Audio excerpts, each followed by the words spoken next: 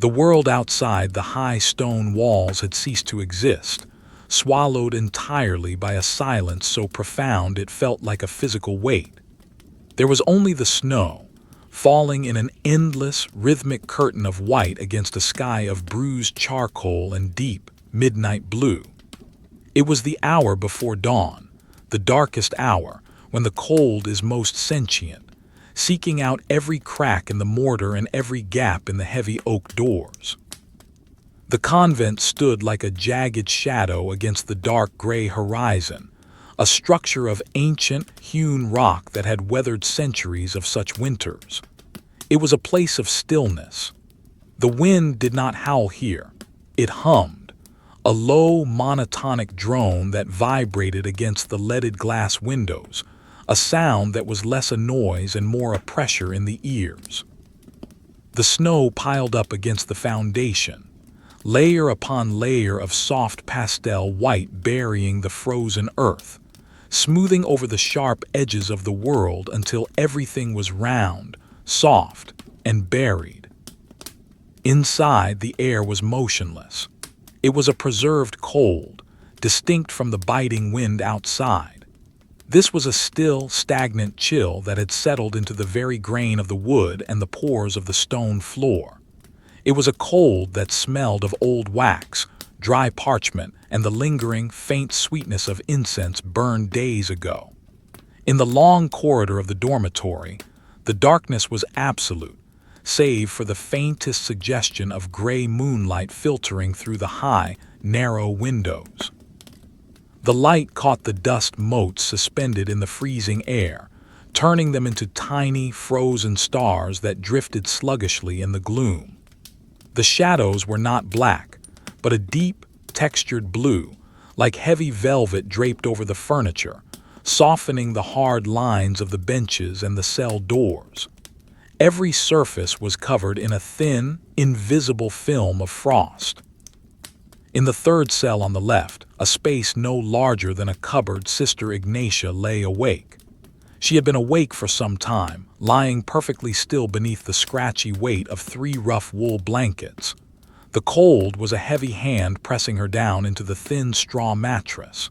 She could see her own breath. It rose from her lips in rhythmic, ghostly plumes, pale gray against the darkness of the ceiling, dissipating slowly before the next breath replaced it. In out, in out. The rhythm was the only clock she needed. She did not move. To move was to disturb the pockets of warmth her body had painfully created beneath the wool. To move was to invite the freezing air to touch her skin. But the bell would ring soon. The silent, internal bell of duty that governed her life more strictly than any mechanical clock. She stared at the ceiling, or where she knew the ceiling to be. The visual texture of the room was grainy, like a drawing made on rough paper. The darkness swirled slightly, composed of millions of tiny, static points of deep gray and black. There was a wooden crucifix on the wall, indistinguishable now in the shadow, but she felt its presence. It was a wooden shadow within a stone shadow. The silence of the cell was so complete she could hear the slow, heavy beat of her own heart, a dull thudding that seemed to echo in the hollows of her ears. Thud. Pause. Thud. Pause. It was a slow, winter heart, beating just enough to keep the blood moving, conserving energy, mirroring the hibernation of the world outside. The air in the room was sharp. It tasted of iron and ice. Ignatia slowly peeled the heavy wool blanket back. The movement was small, but the sound of the coarse fabric rubbing against itself was loud in the silence, a dry, rasping whisper like dead leaves skittering over pavement. The cold air rushed in instantly, claiming the space where the warmth had been. It bit at her neck, her shoulders, her hands. She sat up. The straw mattress rustled beneath her, a sound of dry grass crushing under weight. Her feet found the floor. The stone flags were punishingly cold, draining the heat from her soles in seconds, sending a shock of numbness up her ankles. She did not flinch. This was the first offering of the day. The suffering of the flesh was the focusing of the mind. She stood in the dark, her hands fumbling blindly for the candle and the matchbox on the small wooden stool. Her fingers were stiff, the joints swollen and slow to respond. The friction of the match striking the box was a harsh, tearing sound. A spark flared, a sudden, violent scratch of orange light that tore a hole in the blue darkness. The flame caught the wick, sputtering for a moment before settling into a small, steady teardrop of fire. The light was weak, barely illuminating a foot around her, but it revealed the textures of her world. The rough, unfinished stone of the wall, the heavy grain of the wooden door, the gray wool of her habit hanging on the peg. The light cast deep, long shadows that stretched up the walls, flickering slightly as she breathed. The flame was an island of amber and soft yellow in a sea of indigo. She dressed slowly, every movement deliberate. The undertunic of linen was cold against her skin, stiff with the damp chill of the room. Over that, the heavy wool habit. The fabric was thick, woven from the wool of sheep that lived on the windswept hills, smelling faintly of lanolin and dust. It was heavy, a burden to wear, dragging on her shoulders. She tied the cincture around her waist, the rope rough against her palms. Then the veil. She pinned it into place, her fingers moving by memory, the metal pins cold against her scalp. Ignatia picked up the candle. She shielded the flame with her cupped hand, her palm glowing a translucent, bloody orange from the light shining through her flesh. She opened the door of her cell. The hinges groaned, a low, mournful sound of metal grinding on metal, echoing down the empty corridor.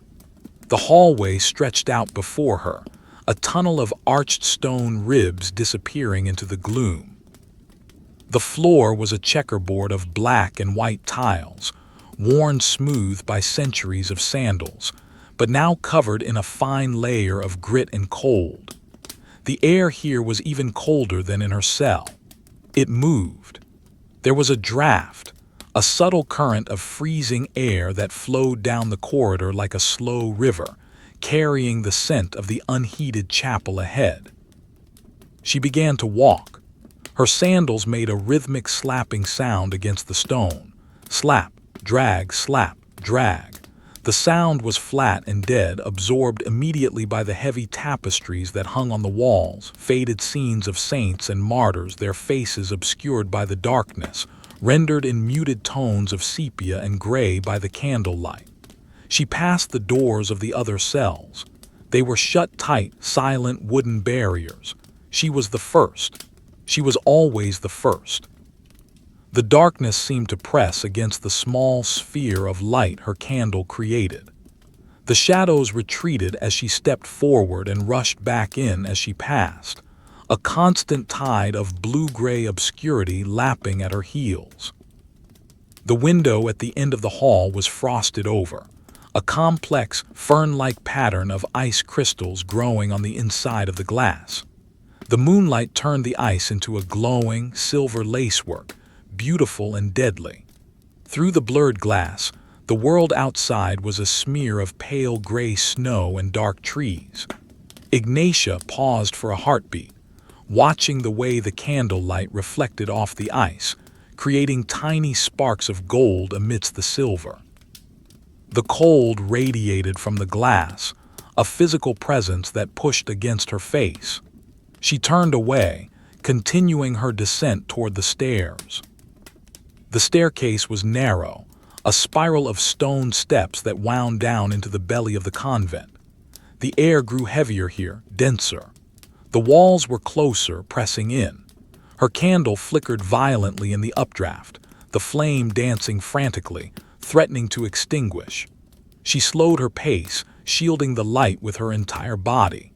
The shadows on the curved walls danced with the flame, stretching and contracting, grotesque shapes of monsters and angels warring in the gloom. The stone under her hand as she gripped the central pillar was slick with condensation. It was wet, freezing rock, sweating the cold of the earth itself. Down, down, down. The descent was a journey into the earth. The temperature dropped further. She could feel the numbness creeping into her toes, a dull ache that slowly erased the sensation of the floor. Her breath was a continuous cloud now, a fog that preceded her. She reached the bottom landing. The door to the chapel stood before her. It was massive, made of ancient oak, bound in iron straps that looked like black ribs against the dark wood. The wood was scarred and pitted, textured like the bark of an old tree. There was no handle, only a heavy iron ring. Ignatia set her candle on a small stone shelf projecting from the wall. She needed both hands. She gripped the iron ring. It burned her palms with its coldness, biting into the skin. She pulled. The door resisted. It was heavy, swollen with the dampness of winter. She leaned her weight back, digging her sandals into the stone floor. With a deep, shuddering groan, the door gave way, swinging open just enough for her to slip through. The air inside the chapel was different. It was vast. The ceiling was lost in the darkness above, a void of shadow. The space smelled of stone dust, ancient wood, and the wax of 10,000 candles burned over 10,000 nights. It was the smell of time itself. The silence here was different too. It was an expectant silence, a silence that waited. The cold was absolute. There was no heating here, no fire, no warmth. The chapel was a stone box built to hold the silence and the cold. Ignatia retrieved her candle and stepped inside. The light from her single flame seemed pitifully small in the cavernous space. It barely illuminated the first row of wooden pews. The pews were dark, polished by years of use, their edges softened. They stretched away into the darkness, row upon row of empty seats, like silent soldiers waiting for a command. She walked down the central aisle. The sound of her footsteps changed here. The ceiling was high, vaulted, and the sound echoed, bouncing back to her a fraction of a second later, a ghostly double of her own movement. Click, click, click, click. She reached the crossing where the transepts met the nave. To her left and right, the darkness was deep and impenetrable, pools of shadow that might hide anything. But she looked only forward toward the sanctuary. There the altar stood. It was a simple block of gray stone, unadorned, stripped bare for the season. Behind it, the reredos rose up, a wall of carved wood, but in this light it was just a texture, a wall of complex, interlocking shadows. There was a single sanctuary lamp hanging from the darkness above, suspended on a long chain that disappeared into the gloom. The red glass held a tiny, floating flame, a burning ember of deep crimson that pulsed slowly. It was the only other light in the world. It did not illuminate. It merely existed, a red eye watching the darkness. Ignatia moved towards the choir stalls on the side. The wood here was almost black, heavy oak carved with misericords of foliage and beasts. She chose her stall, the one she had occupied for 40 years. The wood was freezing. When she placed her hand on the armrest, the cold seeped instantly into her bones. She did not sit. She knelt on the kneeler. The leather pad was hard, cracked with age, offering no comfort. She placed her candle in the iron sconce attached to the stall. The metal chattered briefly against the wax. She arranged her habit, pulling the heavy wool folds around her legs, trying to trap whatever heat her body still possessed. It was a futile gesture. The cold of the chapel was a living thing, a predator that had been waiting for her. It wrapped around her ankles, slid up her sleeves, settled like a heavy yoke across her shoulders. She clasped her hands together. Her knuckles were white, the skin translucent, blue veins tracing maps of cold blood beneath the surface. She intertwined her fingers, locking them tight. She closed her eyes, but the darkness behind her eyelids was no different from the darkness of the chapel. It was a grainy, shifting gray. She opened them again, fixing her gaze on the flickering flame of her candle. The flame was struggling. The air in the chapel was still, but there were microcurrents, tiny rivers of cold air falling from the high windows, sinking because of their weight. These currents teased the flame, making it bow and sway. Ignatia watched the wick. It was black and curled, glowing cherry red at the tip. The wax melted slowly, forming a pool of liquid amber that threatened to spill over the edge. She watched a single drop of wax roll down the side of the candle, hardening as it went, turning from clear liquid to opaque solid in seconds. It was a slow, mesmerizing transformation. She began the first prayer.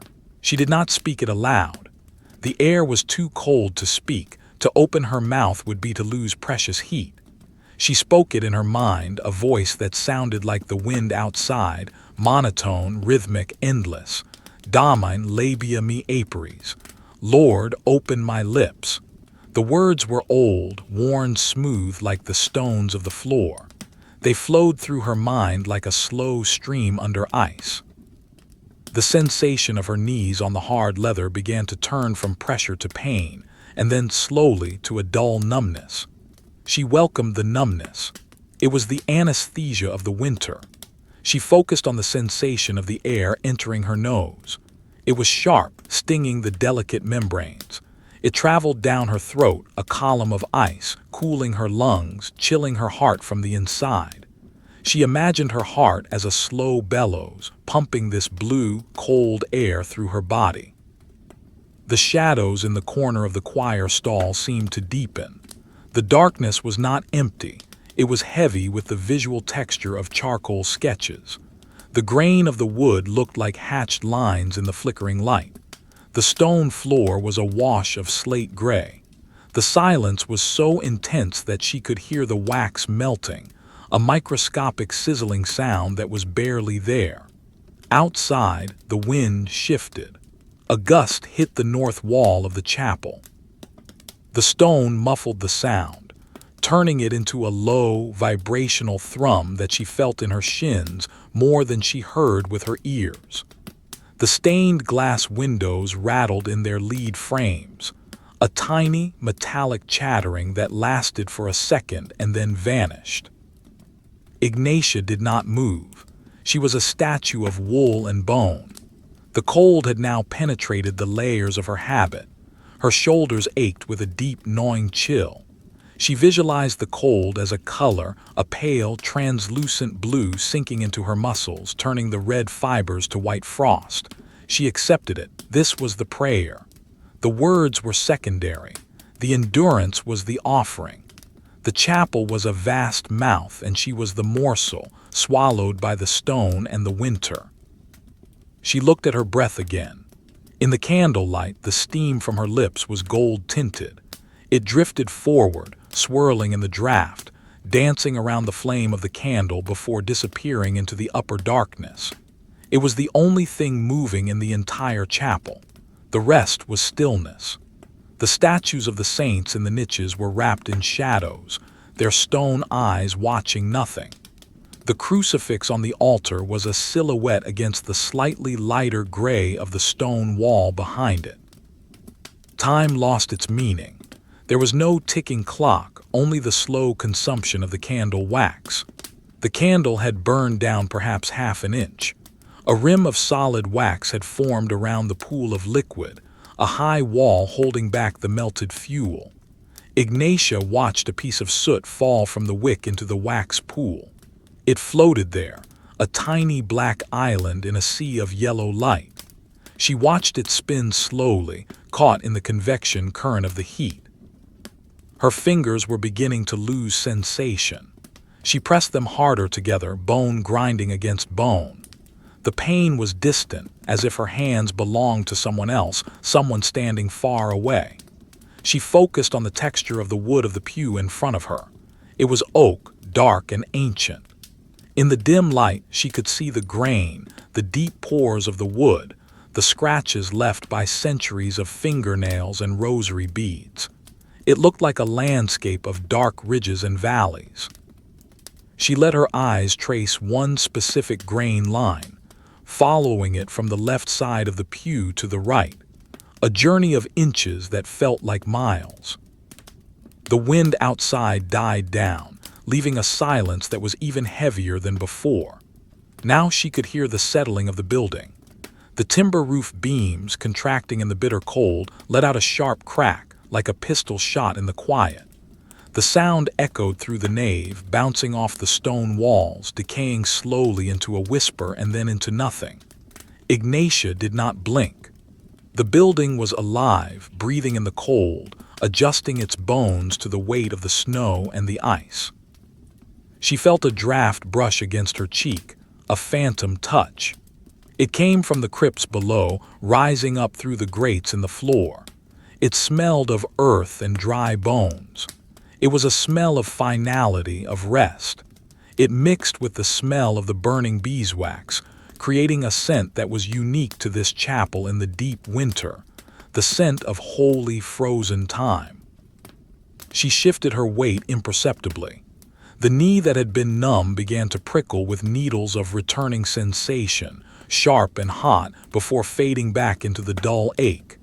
She looked at the red sanctuary lamp again. It had swung slightly in the draft, describing a tiny arc in the darkness. Left, right, left, right. A pendulum of blood-red light counting out the seconds of eternity. The cold was now a tight band around her chest. Each breath required effort, a conscious pushing of the ribs against the weight of the wool and the heavy air. She breathed in the shadow. She breathed out the light. She was a filter, taking in the darkness of the winter night and converting it, breath by breath, into prayer. The stone floor beneath the kneeler seemed to be pulling at her, gravity and cold working together to drag her down into the earth. But she remained upright, a pillar of gray wool in the pool of amber light. She began the second psalm in her mind. The words were about water and rocks. De profundis clamavi ad te, Damen. Out of the depths I have cried to thee, O Lord. The depths here were literal. The depth of the night, the depth of the winter, the depth of the cold. She felt herself sinking into it, not with fear, but with a resignation that was almost comfortable. The cold was a blanket. The silence was a song. The numbness was peace. The candle flickered again, casting the shadow of the choir stall railing across her face. The shadow was sharp, a bar of blackness across her eyes. She did not blink. She stared through the shadow, through the light, into the grain of the wood, into the texture of the silence. She waited. She endured. The night was long, and this was only the beginning. The chapel held her in its frozen jaw, and she did not struggle. The stillness was not merely an absence of motion. It was a heavy, fluid substance that filled the chapel, pressing against the eardrums with a pressure akin to deep water. Ignatia remained kneeling, her body, a rigid architecture of wool and bone, locked into the geometry of the choir stall. The candle flame, which had been the singular point of focus for her eyes, began to change. The wick, now longer and curled like a charred fern, accumulated a small, glowing cap of carbon, a mushroom of bright red heat that weighed down the flame. It caused the light to dim slightly, the amber glow contracting around the base of the candle. The shadows in the periphery of her vision leaped forward, eager to reclaim the space.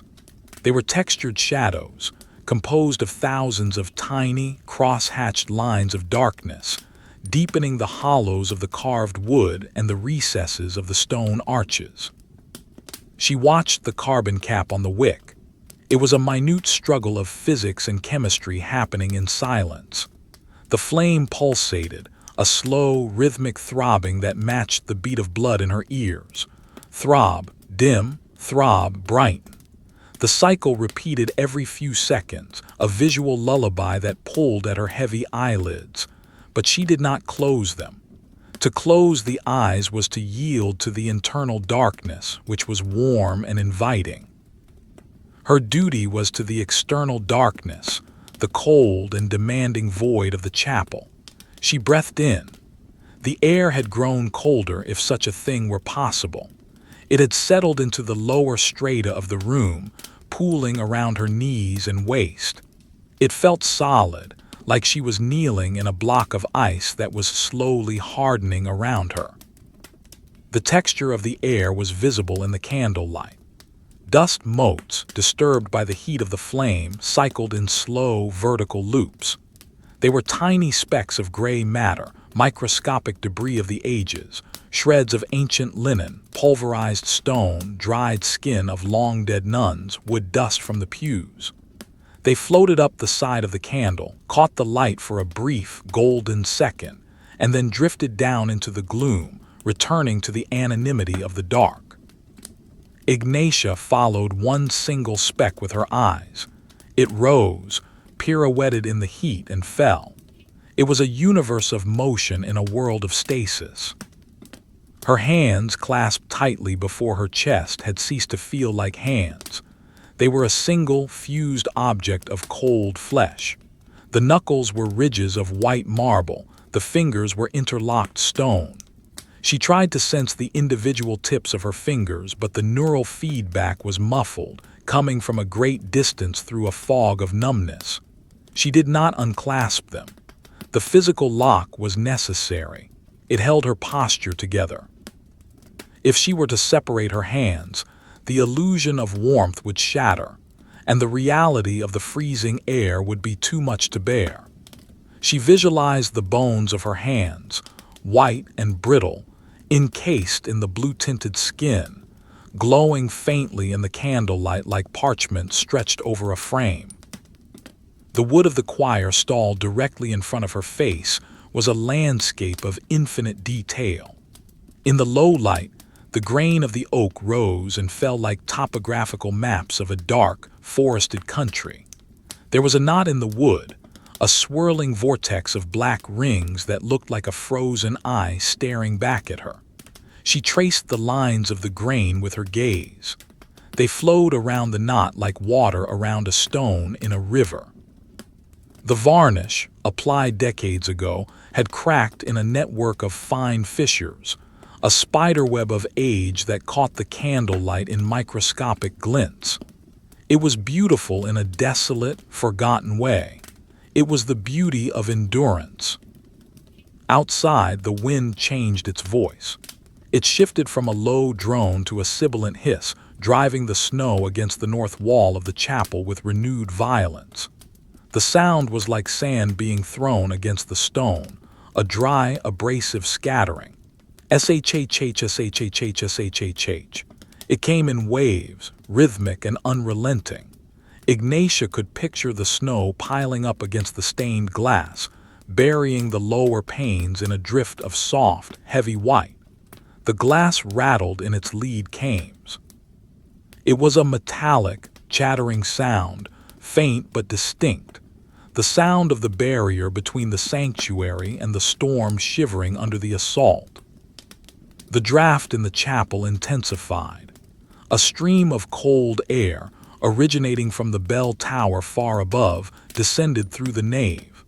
It swept past the altar, disturbing the stagnant air, and reached the choir stalls. It touched Ignatia's face.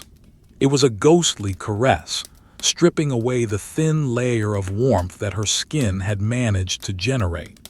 It felt like a wet cloth being dragged across her cheek.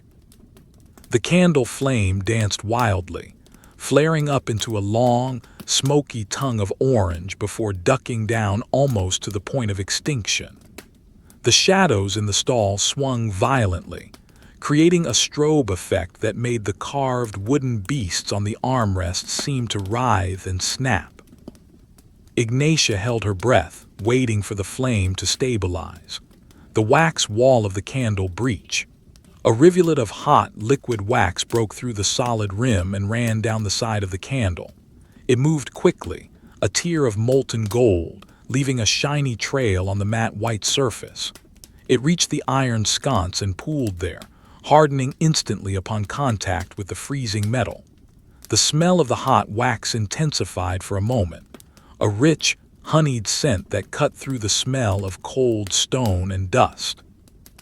It was a scent of summer, of bees and flowers, locked away in the tallow and released now in the heart of winter as a final offering. She resumed her breathing. The cloud of her breath was thicker now. The temperature had dropped another degree. The steam did not dissipate as quickly. It hung in the air before her face, a persistent fog. She breathed into her hands, a futile attempt to transfer some internal heat to the frozen extremities. The moisture in her breath condensed instantly on her skin, turning cold within seconds, adding a layer of damp chill to the numbness. She stopped. It was better to remain dry and cold than damp and freezing. The silence of the chapel was not empty. It was filled with the groans of the building. The great oak beams of the ceiling, contracting in the bitter cold, let out a sound like a cracking whip, a sharp wooden report that echoed from the apse to the narthex. Crack. The sound hung in the air, decaying slowly. Then, from the crypts below, a low, grinding thud, as if the earth itself were shifting in its sleep. The stone floor beneath her kneeler vibrated slightly, a tremor so faint it might have been her own shivering muscles. But she was not shivering. She had passed the stage of shivering. Her body had accepted the cold, entering a state of preservation, a metabolic slowing that mimicked the stone around her. She looked past the candle into the deep darkness of the nave. The rows of pews were now just suggestions of shape, a ribbed texture in the gloom. The moonlight that had filtered through the frosted windows was fading, or perhaps the clouds outside had thickened, choking off the celestial light. The darkness was turning from blue-gray to a deep, opaque charcoal. It felt heavy, as if the air itself were thickening into a liquid. The darkness pressed against her eyes. It was granular, a visual noise of static and shadow. In that darkness, her mind began to wander, unmoored by the lack of sensory input. She thought of the stone. The limestone blocks of the walls were quarried from the earth miles away, cut by hands that had been dust for centuries. They were cold, porous, absorbing the moisture of the air. She imagined the water freezing inside the microscopic pores of the stone, expanding, creating tiny fissures that would, over eons, turn the chapel back into dust. It was a slow violence, a destruction measured in millennia. She was a witness to this slow decay, a momentary observer in the geological life of the building. Her knees sent a signal of distress, a sharp, burning spike of pain that pierced the numbness.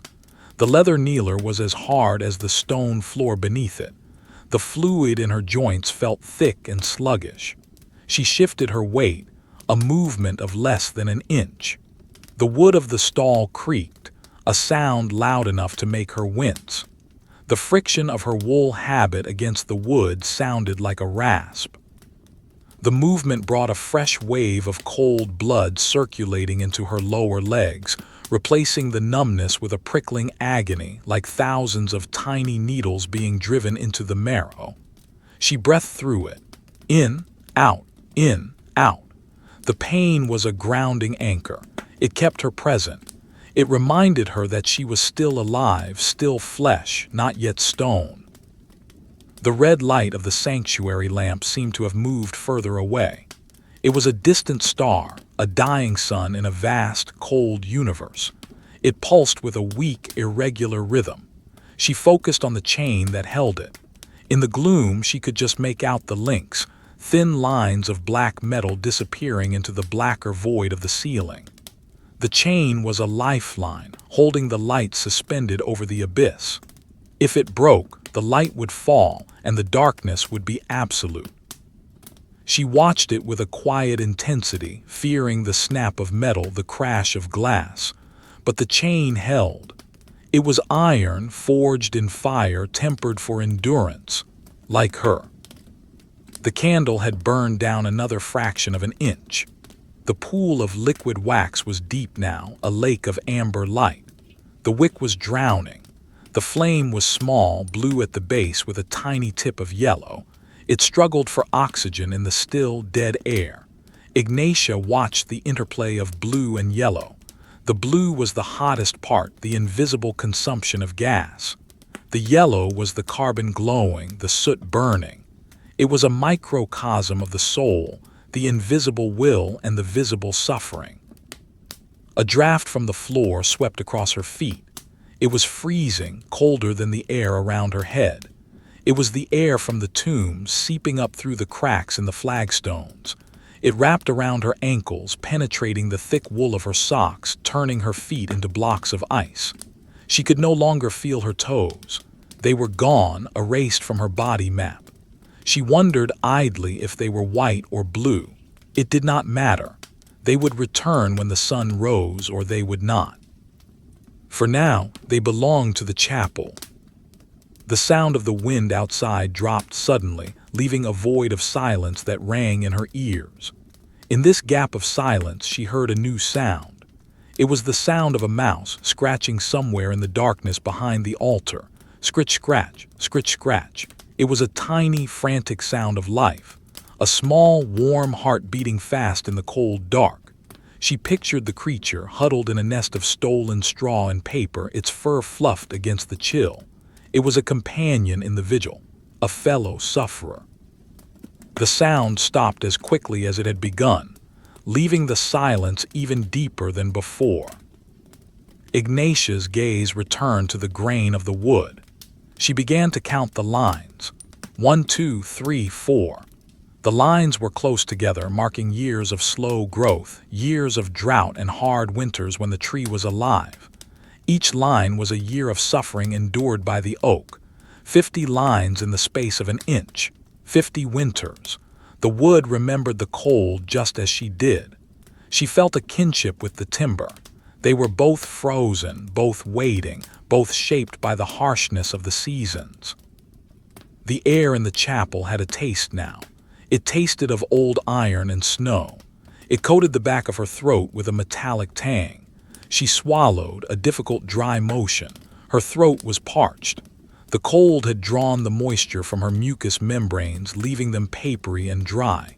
She desired water not for thirst, but to lubricate the dry passage of her breath. But she would not drink. Not until the bell rang. Not until the sun touched the top of the east window. She looked at the stone pillar to her left. It was a massive cylinder of gray rock, rising up to support the vaulted ceiling. Condensation had frozen on its surface. A sheen of ice coated the stone, glittering dull and flat in the candlelight. It looked like the pillar was sweating glass. She imagined touching it with her tongue, the skin sticking to the ice, the shock of the cold burning like fire. The image was vivid, a tactile hallucination brought on by the sensory deprivation. She blinked it away. The shadows in the corner of the choir stall began to lengthen. The candle was burning lower, the angle of the light shifting.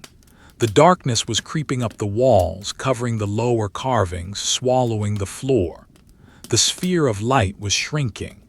Ignatia felt the darkness pressing against her back, a physical weight on her shoulders. It was the weight of the night, the weight of the sleep she had denied herself. Her eyelids were heavy, leaden curtains that wanted to fall. She widened her eyes, stretching the skin, forcing the muscles to hold the aperture open. She stared into the flame until her eyes watered, the tears cold on her lower lids, not falling, just welling up and blurring the light into a starburst of watery gold rays. The tear spilled over.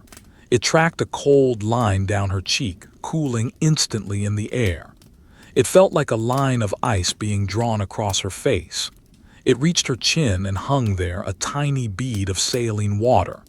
She did not wipe it away. She let it hang, a jewel of pain and exhaustion.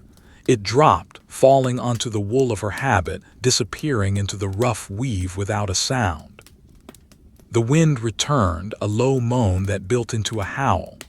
It buffeted the walls, shaking the heavy oak doors at the back of the church. The doors rattled in their frames, a heavy wooden thumping, thump thump, thump thump. It sounded like someone trying to get in. Someone or something lost in the snow, seeking the sanctuary of the stone box, but the doors were barred. The sanctuary was sealed.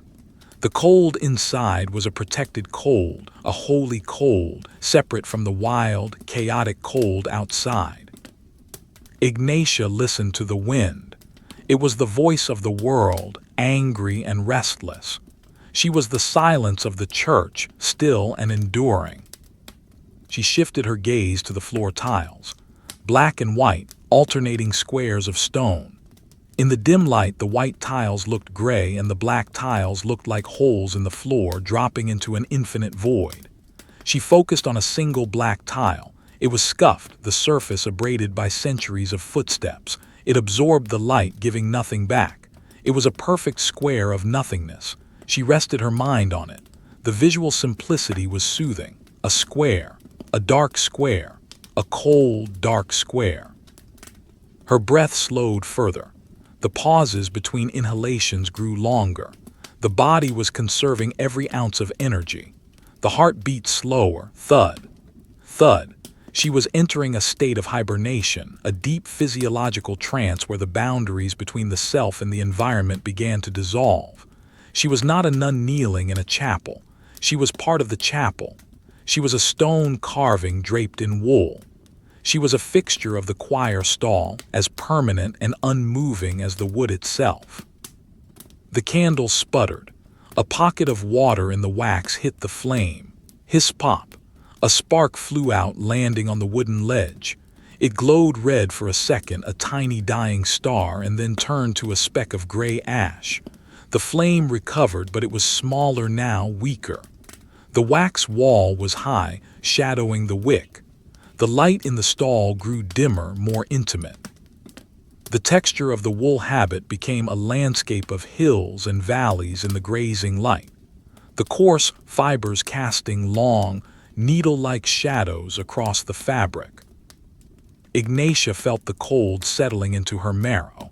It was no longer a sensation on the skin, it was a condition of her existence. Her bones were rods of ice, her blood was slush. And yet there was a clarity to it, a crystalline sharpness of mind that only came with extreme cold. The thoughts were slow, but they were distinct, hard-edged like diamonds. She thought of the morning. It seemed impossibly distant, a myth from another age. There was only this night. There was only this cold. There was only this silence, stretching out in all directions, endless and unbroken. The shadow of the crucifix on the wall elongated, reaching out to touch the ceiling. It was a distorted, stretching shadow, the arms of the cross becoming wings that spanned the width of the bay. Ignatia watched the shadow grow. It moved with the imperceptible descent of the candle flame. It was a slow-motion animation of darkness, a silent drama played out on the stage of the stone wall. She closed her eyes for a second just to wet the surface. The darkness inside was filled with purple and green afterimages of the candle flame. They floated in the void, drifting to the left. She opened her eyes. The world was the same, gray, blue, black, cold. The consistency of the reality was absolute. There were no surprises here, only the steady, grinding passage of the winter night. The dampness of the stone floor seemed to wick up through the nailer, through the layers of wool, touching her knees with a wet, clinging chill. It was the touch of the earth claiming her. She resisted it with stillness. She did not pull away. She leaned into it, pressing her weight down, meeting the earth with the stubbornness of her own form. The pressure was a communion, stone to bone, cold to cold, silence to silence. The wind outside died away again, leaving the chapel in a pool of profound quiet. In this quiet, the sound of her own heartbeat was loud, a drum beating in the hollow chamber of her chest. It was the only clock that mattered. It counted down the moments of the vigil, beat by beat, second by second. The night wore on, heavy and slow, a glacier of time sliding past the unmoving island of the chapel. The flame of the candle had sunk deeper into the well of wax, creating a hollow crater of light that cast the rim of the candle in a sharp, circular shadow against the surrounding darkness. The light was now directional, shooting upward like a spotlight from a deep pit, illuminating the underside of Ignatia's veil and the sharp ridge of her nose, but leaving her hands in a pool of obscurity. The wax walls of the candle were translucent near the top, glowing with a soft, milky amber luminescence, veined with the imperfections of the tallow. It looked like the flesh of a sun-starved fruit. Ignatia watched the interplay of the heat and the fuel. The pool of liquid wax at the base of the wick was perfectly flat, a mirror of golden oil that reflected the tiny, hooked shape of the burning thread. Every few minutes, a microscopic tremor in the air would disturb the surface, sending concentric ripples outward to crash against the solid walls of the candle, a storm in a teacup of fire. The silence in the chapel had acquired a texture. It was no longer just the absence of sound. It was a heavy, granular presence, like fine sand filling the space between the pews. It pressed against the stone walls, holding them in place.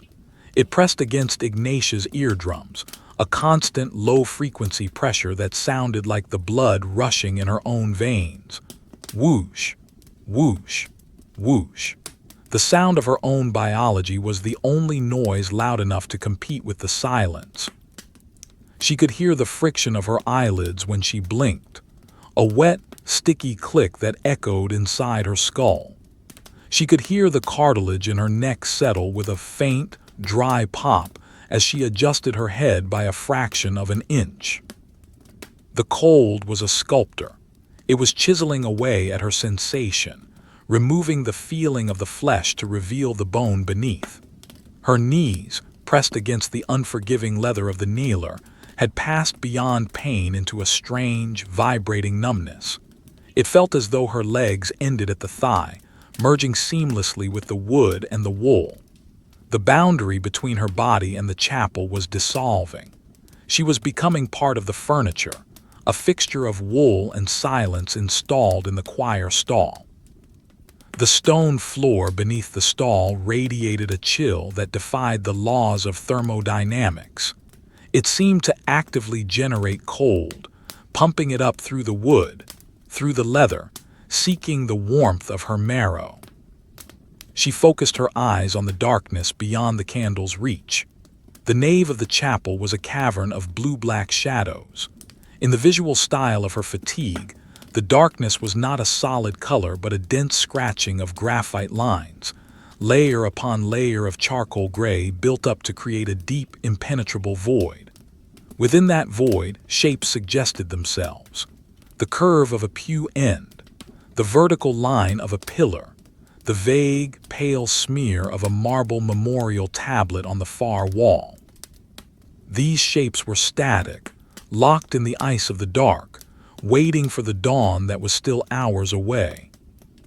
A draft wandered through the sanctuary.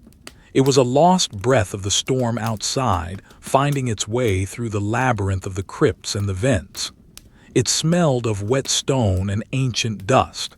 It circled the altar, touching the linen cloth, making the heavy fabric shiver imperceptibly. Then it moved to the choir stalls. Ignatia felt it brush against her cheek, a touch of dry ice. It ruffled the edge of her veil, the starch-stiffened linen scraping against the wool of her habit with a sound like a dry leaf skittering on pavement. Scritch. The sound was loud, startling in the quiet. The flame of the candle bowed low, turning blue, clinging to the wick as the draft tried to strip it away. Ignatia held her breath, willing the flame to survive. The fire was her only companion, her only clock, her only warmth. It shuddered, straightened, and resumed its steady consumption of the air. She exhaled. The cloud of her breath was a phantom shape in the candlelight. It was denser now, a heavy fog that obscured her view of the crucifix for a second before drifting upward. She watched the physics of her own respiration. The warm air left her body, met the freezing air of the chapel, and instantly condensed into millions of tiny water droplets. She was exhaling clouds. She was creating weather in the microclimate of the choir stall. The steam rose, caught the thermal updraft of the candle, and spiraled into the darkness of the vaulted ceiling, carrying her prayer with it.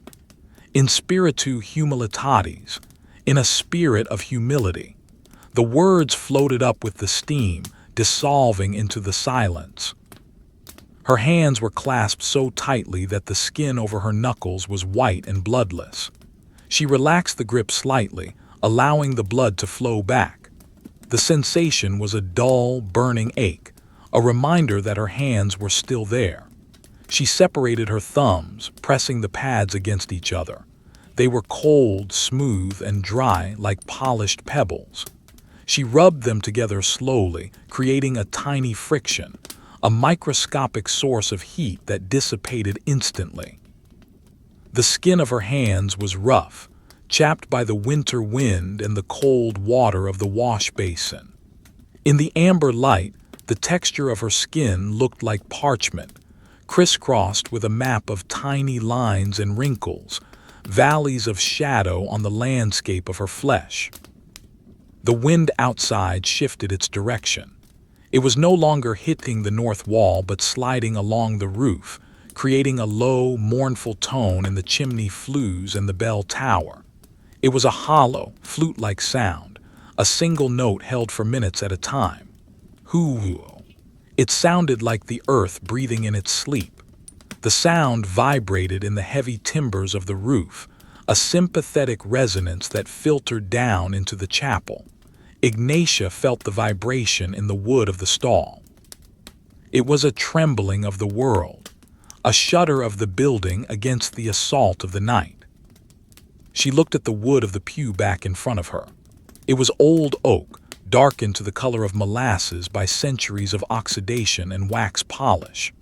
The candlelight caught the ridges of the grain, creating a landscape of high contrast. The raised grain was gold, the valleys were black. It looked like a plowed field scene from a great height at sunset. She let her eyes travel down a single furrow of grain. It wandered, curved, dipped around a knot, and straightened out again. It was a frozen river of wood. She imagined the tree that had produced this wood, standing in a forest 500 years ago, feeling the sun and the rain. Now it was here, frozen in the eternal winter of the chapel, serving as a prop for her knees and a wall for her gaze. The darkness in the corner of the stall seemed to thicken. It was a pooling of shadows, a concentration of the night.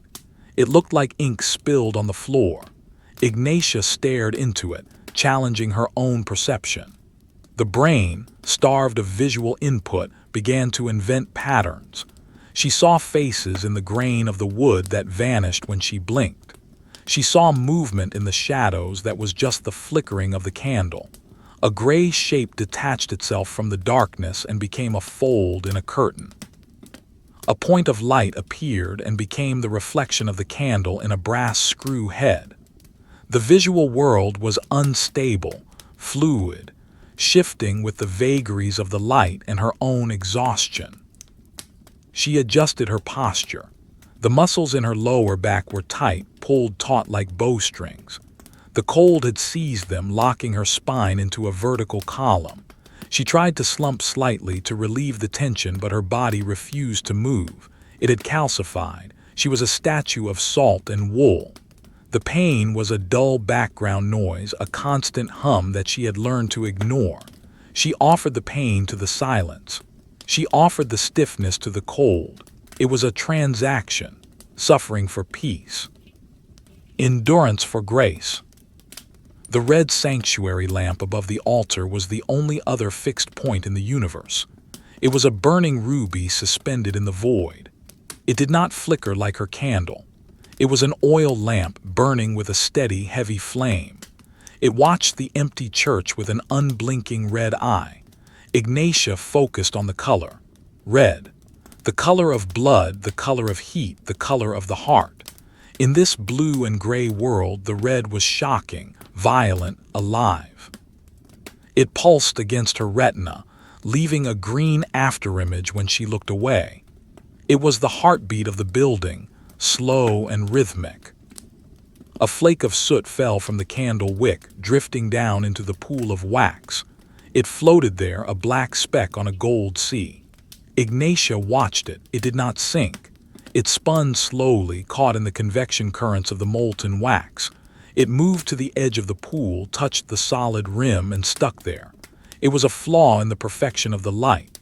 She watched it for a long time, entranced by its stillness. It was a tiny island of carbon, a remnant of the consumption. The air grew heavier. The pressure in the chapel seemed to increase, as if the weight of the snow on the roof were pressing the air down into the nave. Ignatia felt the weight on her shoulders. Her habit felt made of lead, dragging her down. The wool was coarse and scratchy against her neck, a constant irritation. She did not scratch. To scratch was to admit the body's demands. She let the itch burn, let it fade, let it return. It was a small fire on the surface of her skin, a counterpoint to the deep cold inside. She began to recite the third psalm in the silence of her mind. Miserere mei Deus, have mercy on me, O God. The words were soft, rounded, worn smooth by repetition. They rolled through her consciousness like river stones. She did not think about the meaning of the words, she inhabited the sound of them. The rhythm of the Latin was a lullaby, a metronome that regulated her breathing. Miserere, 4 syllables, 4 beats of the heart, 4 puffs of white breath in the cold air. The frost on the windows was thickening. The moonlight, which had been a clear, silver illumination earlier, was now diffused and scattered by the layers of ice crystals building up on the glass. The windows were glowing rectangles of pale, foggy gray, glowing from within with a cold, bioluminescent light. The patterns of the frost were complex ferns, feathers, stars, and landscapes of ice.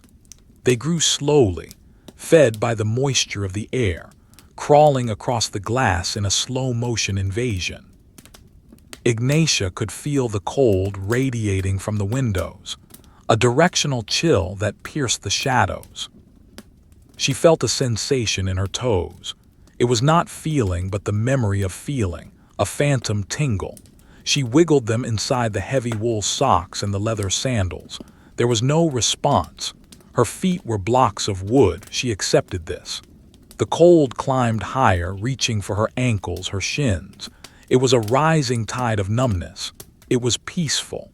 The absence of sensation was a kind of liberation.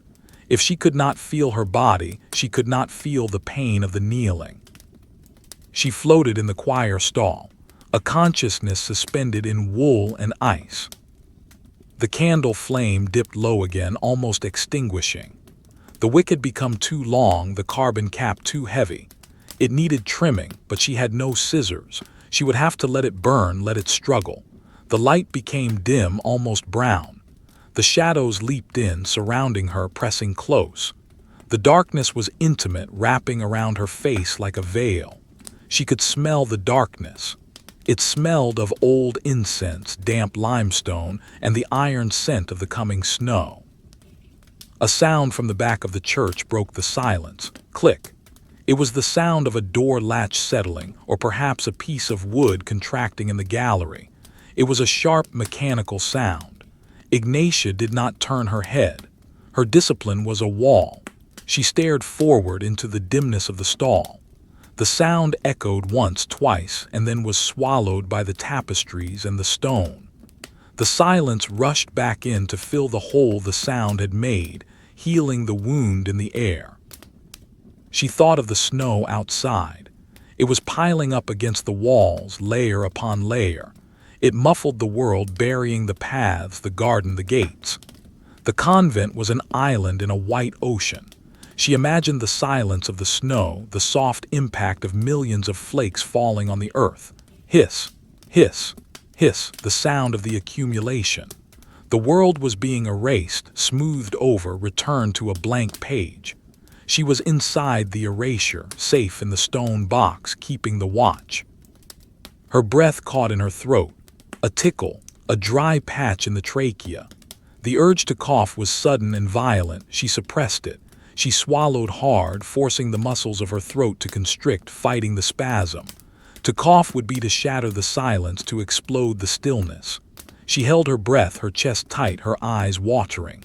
The urge built, a pressure behind the sternum. She clenched her hands until the bones creaked. She swallowed again. The feeling passed, leaving her eyes wet and her throat raw. She exhaled slowly, a long, shaky stream of gray vapor. The silence held. The victory was small but absolute. The texture of the wool habit under her wrists was rough. She rubbed her wrist against the fabric. It felt like sandpaper. The friction generated a spark of static electricity, a tiny, invisible snap that she felt rather than saw. The air was so dry that the static was building up in the folds of her clothes. She was a battery of cold energy, charged by the friction of wool on wool. She looked at the floor again. The black and white tiles were now covered in a thin film of condensation that had frozen. They looked matte, dull, absorbing the weak light. She traced the line of the grout between the tiles. It was a gray line, cracked and uneven. It ran from the leg of the choir stall into the darkness of the aisle. It was a path to nowhere. She followed it with her eyes back and forth, from the light into the dark, from the dark into the light. It was a pendulum for her gaze. The cold in the chapel had a smell. It smelled of ozone and wet iron. It was the smell of the air before a thunderstorm, but frozen. It was a clean, sharp scent that scoured the lungs. Ignatia breathed it in deep. It woke her up. It chased away the drowsiness that lurked at the edges of her mind. The cold was a stimulant. It sharpened the senses, making every sound louder, every shadow deeper. She noticed a spider web in the upper corner of the choir stall, stretched between the carving of a saint's head and the wooden canopy. It was an old web, draped with dust, sagging with the weight of time. In the draft it swayed gently, a gray hammock of silk and dirt. It was a relic of a summer long past, a memory of a time when flies buzzed in the hot air. Now it was just a texture, a ghost of architecture. Ignatia watched it sway, back and forth, hypnotic. The candle wax was dripping down the side of the candle in a new rivulet. This one was slower, thicker. It moved like lava, cooling as it went, building a ridge of wax on the side of the candle. It changed the shape of the cylinder, making it irregular, organic. The candle was sculpting itself, recording the history of the draft and the heat in wax. Ignatia watched the drop stop, harden and turn opaque. It was a moment frozen in time. She felt the weight of her own head. The muscles in her neck were tired. Her head wanted to bow, to drop chin to chest. It would be so easy to let go, to let the head fall, to let the sleep come. But she held it up. She visualized a string attached to the top of her head, pulling her upward, suspending her from the vaulted ceiling. She was a puppet of duty. The string was taut. Her spine was straight. The posture was the prayer. The darkness above the altar seemed to move. It was just a trick of the eye, a shifting of the shadows caused by the wavering flame of the sanctuary lamp. But it looked like the darkness was breathing, expanding and contracting. A heavy black lung inhaling the silence. Ignatia watched the darkness. She did not fear it. It was the cloak of God. It was the necessary cover for the mystery. Without the darkness, the light had no meaning. Without the cold, the warmth had no value. She returned to the rhythm of her heart. Thump, thump, thump, thump. It was slower now, she was sure of it, a hibernation beat, a winter rhythm. The blood moved slowly through her veins, thick and cold. She imagined her heart as a garnet stone, hard and faceted, beating in the center of a wool-wrapped chest. It was a mechanical beating, steady and unemotional. It kept the machine running. The wind outside picked up again, a sudden gust that slammed into the east window. The glass rattled violently, a sharp, terrifying sound in the quiet. Clack, clack, clack. The lead frames groaned. Ignatia did not flinch. She knew the glass would hold. It had held for 400 years. It would hold for one more night. The sound faded, leaving behind a ringing silence that was even deeper than before. The chapel settled back into its stillness. The dust motes continued their slow, vertical dance. The candle continued to burn. The nun continued to kneel. The sensation of the cold air entering her nose was sharp, almost painful. It froze the tiny hairs in her nostrils. It felt like inhaling crushed glass. She focused on the pain. It was a point of concentration. Inhale sharp, exhale soft, inhale cold, exhale mist.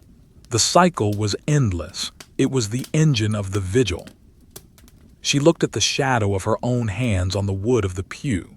It was a unified, lumped shadow, a dark shape that looked like a stone or a loaf of bread. It did not look like hands. The fingers were merged, the thumbs invisible. It was a shadow of prayer. She wiggled her fingers slightly.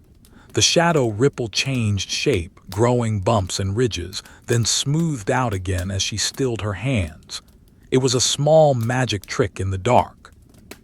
The time was passing, but she could not feel it. There was no duration here, only existence. The past was the cell upstairs. The future was the dawn. The present was the cold stone and the flickering light. She existed in the thin slice of the now, a continuous moment of endurance. The chapel was a capsule outside of time, floating in the dark void of the winter night. And she was the passenger, silent and awake, watching the nothingness with eyes that saw everything. The candle flame had retreated further into its citadel of wax, a prisoner of its own consumption. It was now burning below the rim of the candle, concealed from the open air of the chapel, illuminating the translucent walls of the tallow cylinder from within. The candle glowed like a lantern made of paper-thin horn, a cylinder of soft, diffused orange light standing in the darkness.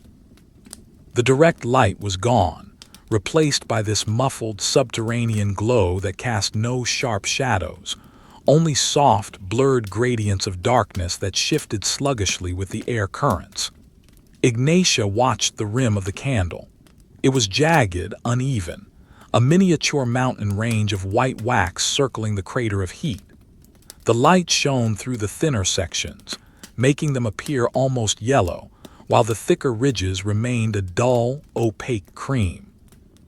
It was a study in opacity and transparency, a silent lesson in the physics of light passing through matter. The silence of the chapel deepened, gaining a physical density. It felt as if the air had been replaced by a clear, cold gelatin that held everything in suspension. The dust motes no longer seemed to move. They hung in the air, frozen in their trajectories, caught in the grip of the stillness.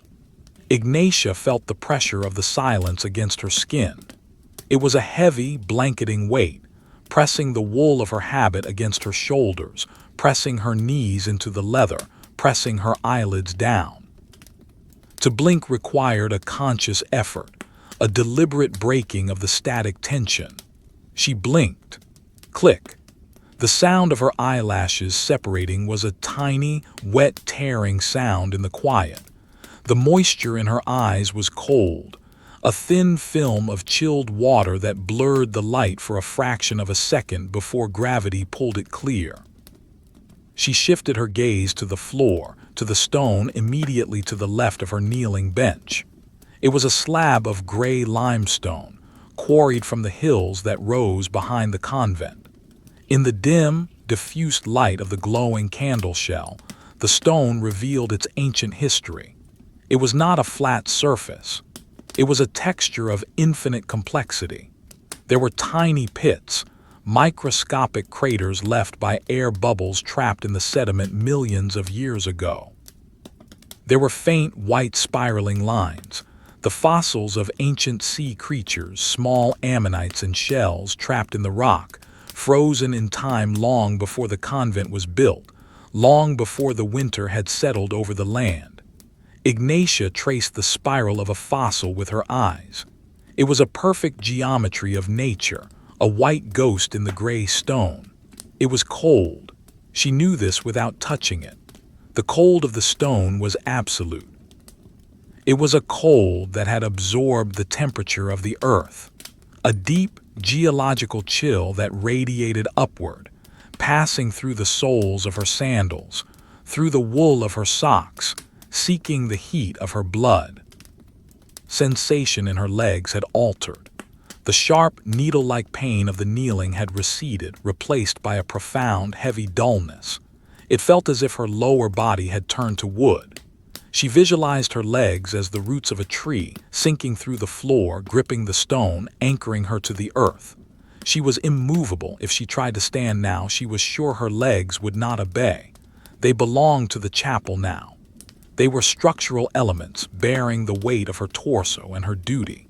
The numbness was a mercy. It was the body's way of retreating from the transaction, leaving only the mind to keep the vigil. A draft moved through the choir stalls. It was lower this time, skimming the floor. It brought a new scent, the smell of damp wool and old paper.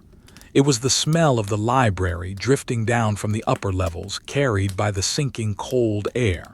It mixed with the smell of the wax and the stone, creating a complex olfactory cord of age and winter. Ignatia inhaled it slowly. The air was sharp in her nose, stinging the sensitive tissues. She felt the path of the air as it traveled down her trachea, a cold intruder entering the warm sanctuary of her chest. It cooled her lungs. She imagined the alveoli frosting over, tiny branches of ice growing inside her chest with every breath. The wind outside had changed its rhythm. It was no longer a constant force but a series of intermittent gusts. There would be a long, ringing silence, deep and heavy, followed by a sudden, violent assault on the roof. Whoosh thud. The wind struck the slate tiles, a sound like a heavy hand slapping the building. The timbers of the roof groaned in protest, a low, shifting creak that traveled down the walls. Then, silence again.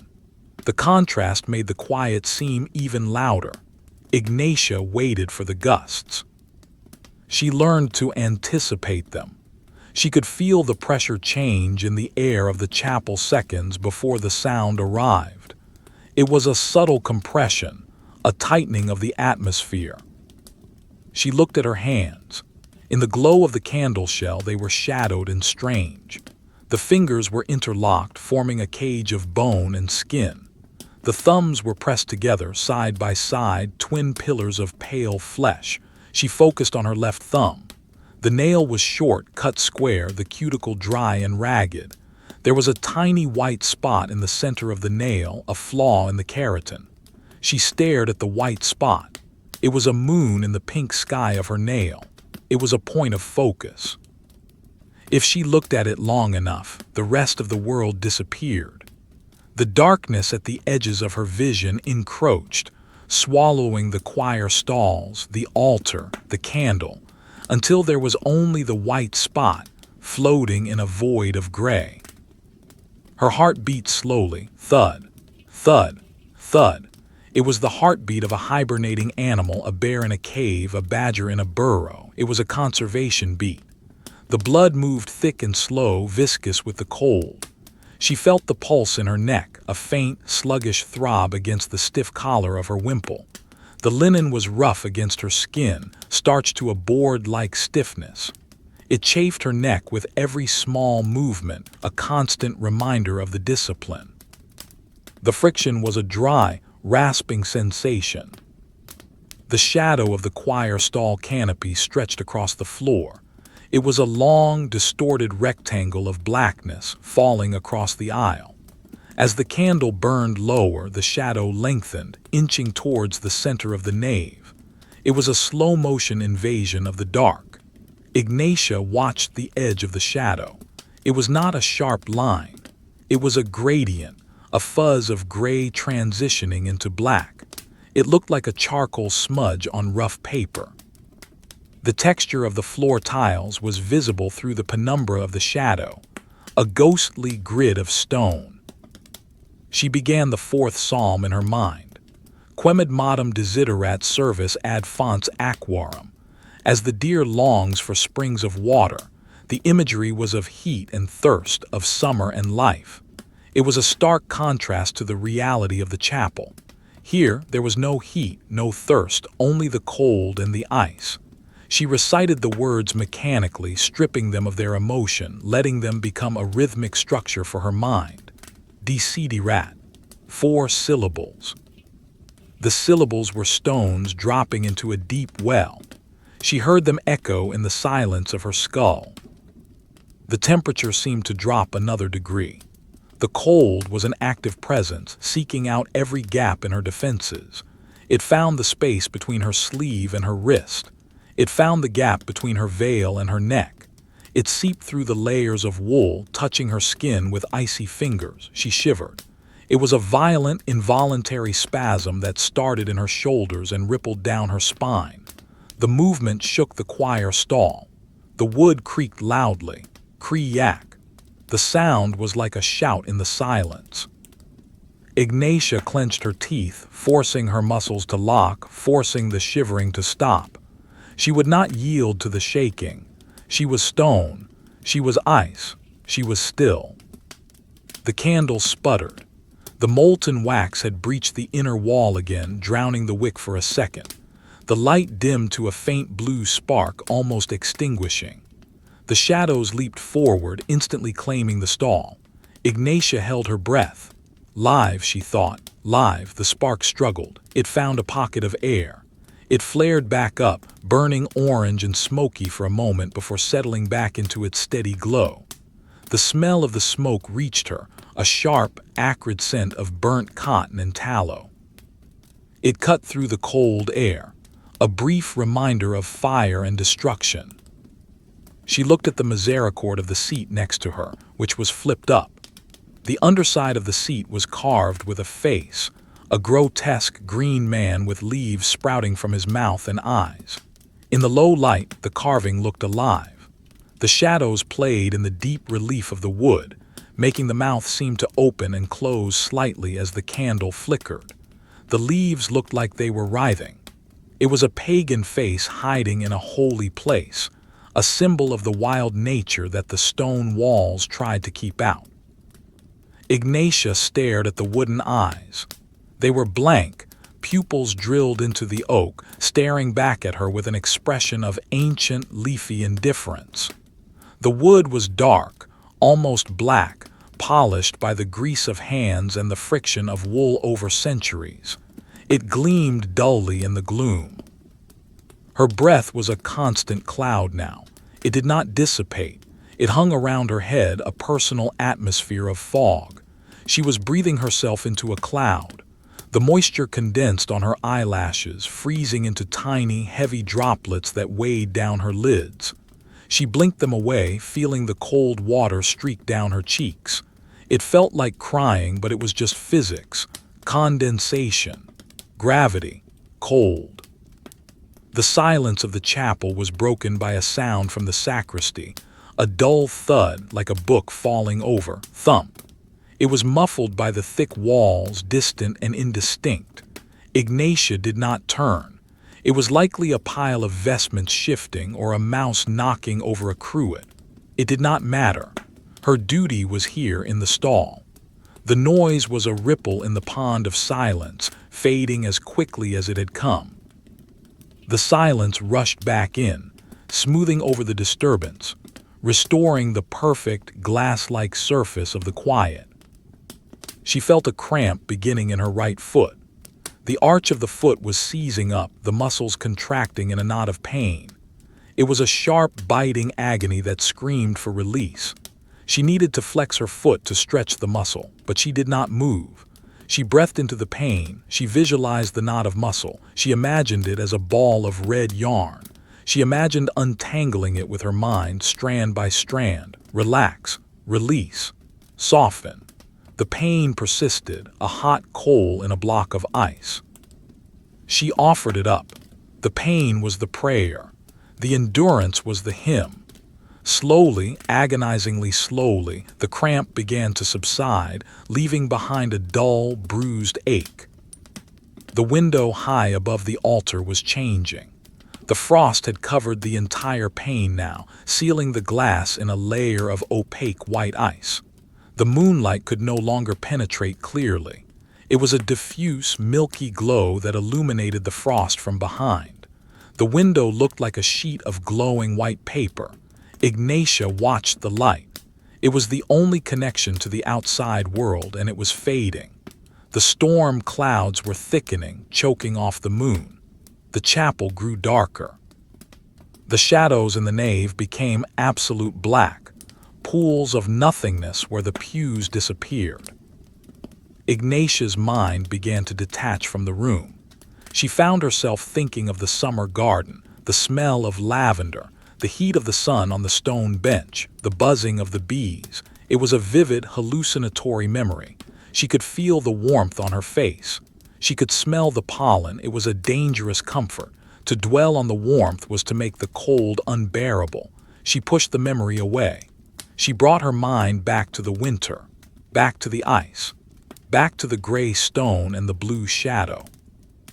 Be here, she told herself. Be in the cold. The texture of the air seemed to change again. It felt drier, sharper. The temperature had dropped to its nadir. The moisture in the air had all frozen out, leaving a crystalline, desert-like dryness. Ignatia's lips were cracked and dry. She ran her tongue over them, a reflex. The moisture froze instantly, making the skin feel tight and brittle. She tasted iron again. The taste of blood. No, just the taste of the extreme cold. The capillaries in her nose were fragile. She looked at the iron sconce holding the candle. It was a piece of hand-forged metal, black and rough. It had the marks of the hammer on it, facets of force frozen in iron. The metal was cold. She could see a thin layer of white frost forming on the iron, delicate fern-like crystals growing on the black metal. The frost was growing inside the chapel. The sanctuary had become an ice cave. The boundary between the inside and the outside was gone. The cold had conquered the stone box. The candle wax was now a complex sculpture of drips and runs. It looked like a melting castle, a ruin of yellow tallow. The flame was deep inside, a secret fire. It cast a warm, golden light on the inner walls of the wax, making the candle look like a holy relic, a glowing vessel. Ignatia focused on the translucency. The way the light faded as the wax grew thicker. The gradient from bright orange to dull yellow to cold white. It was a universe of color in a single object.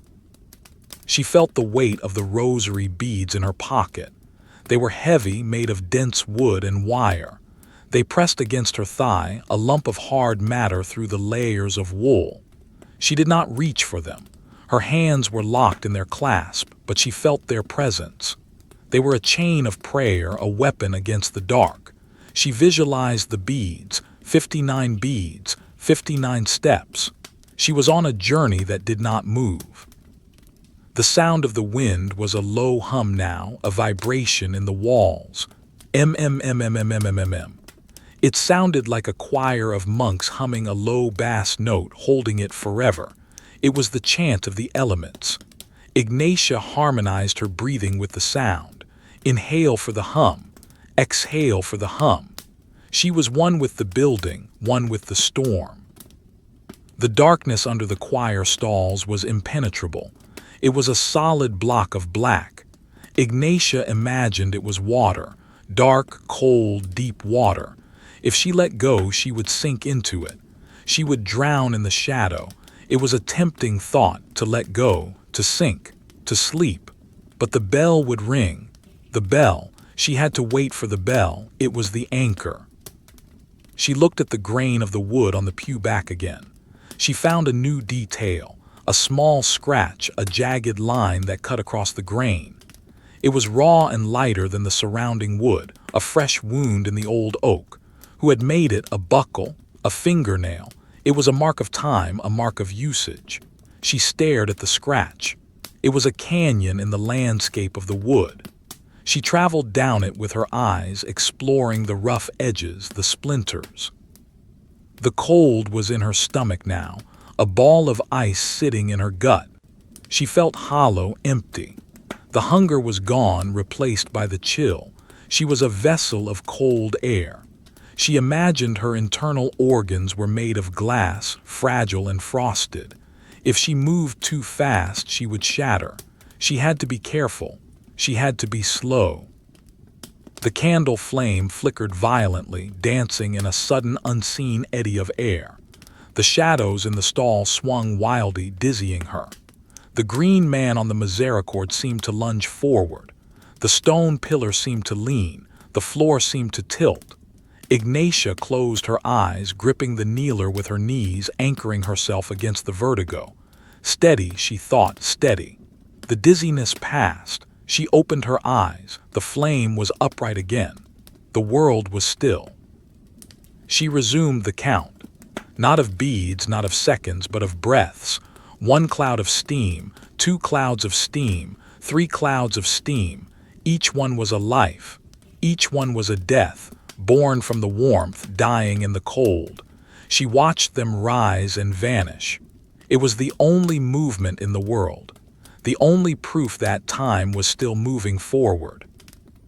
The night stretched out, vast and indifferent.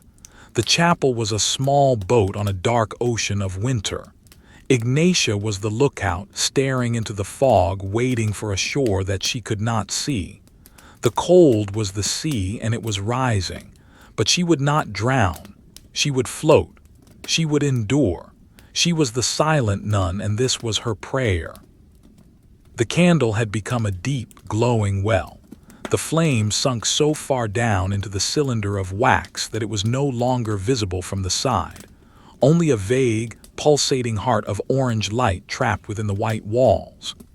The top rim of the candle was a jagged coronet of cold wax, thin and brittle, glowing with a spectral, parchment-like translucence where the hidden flame licked closest to the shell. Ignatia stared into this crater of light.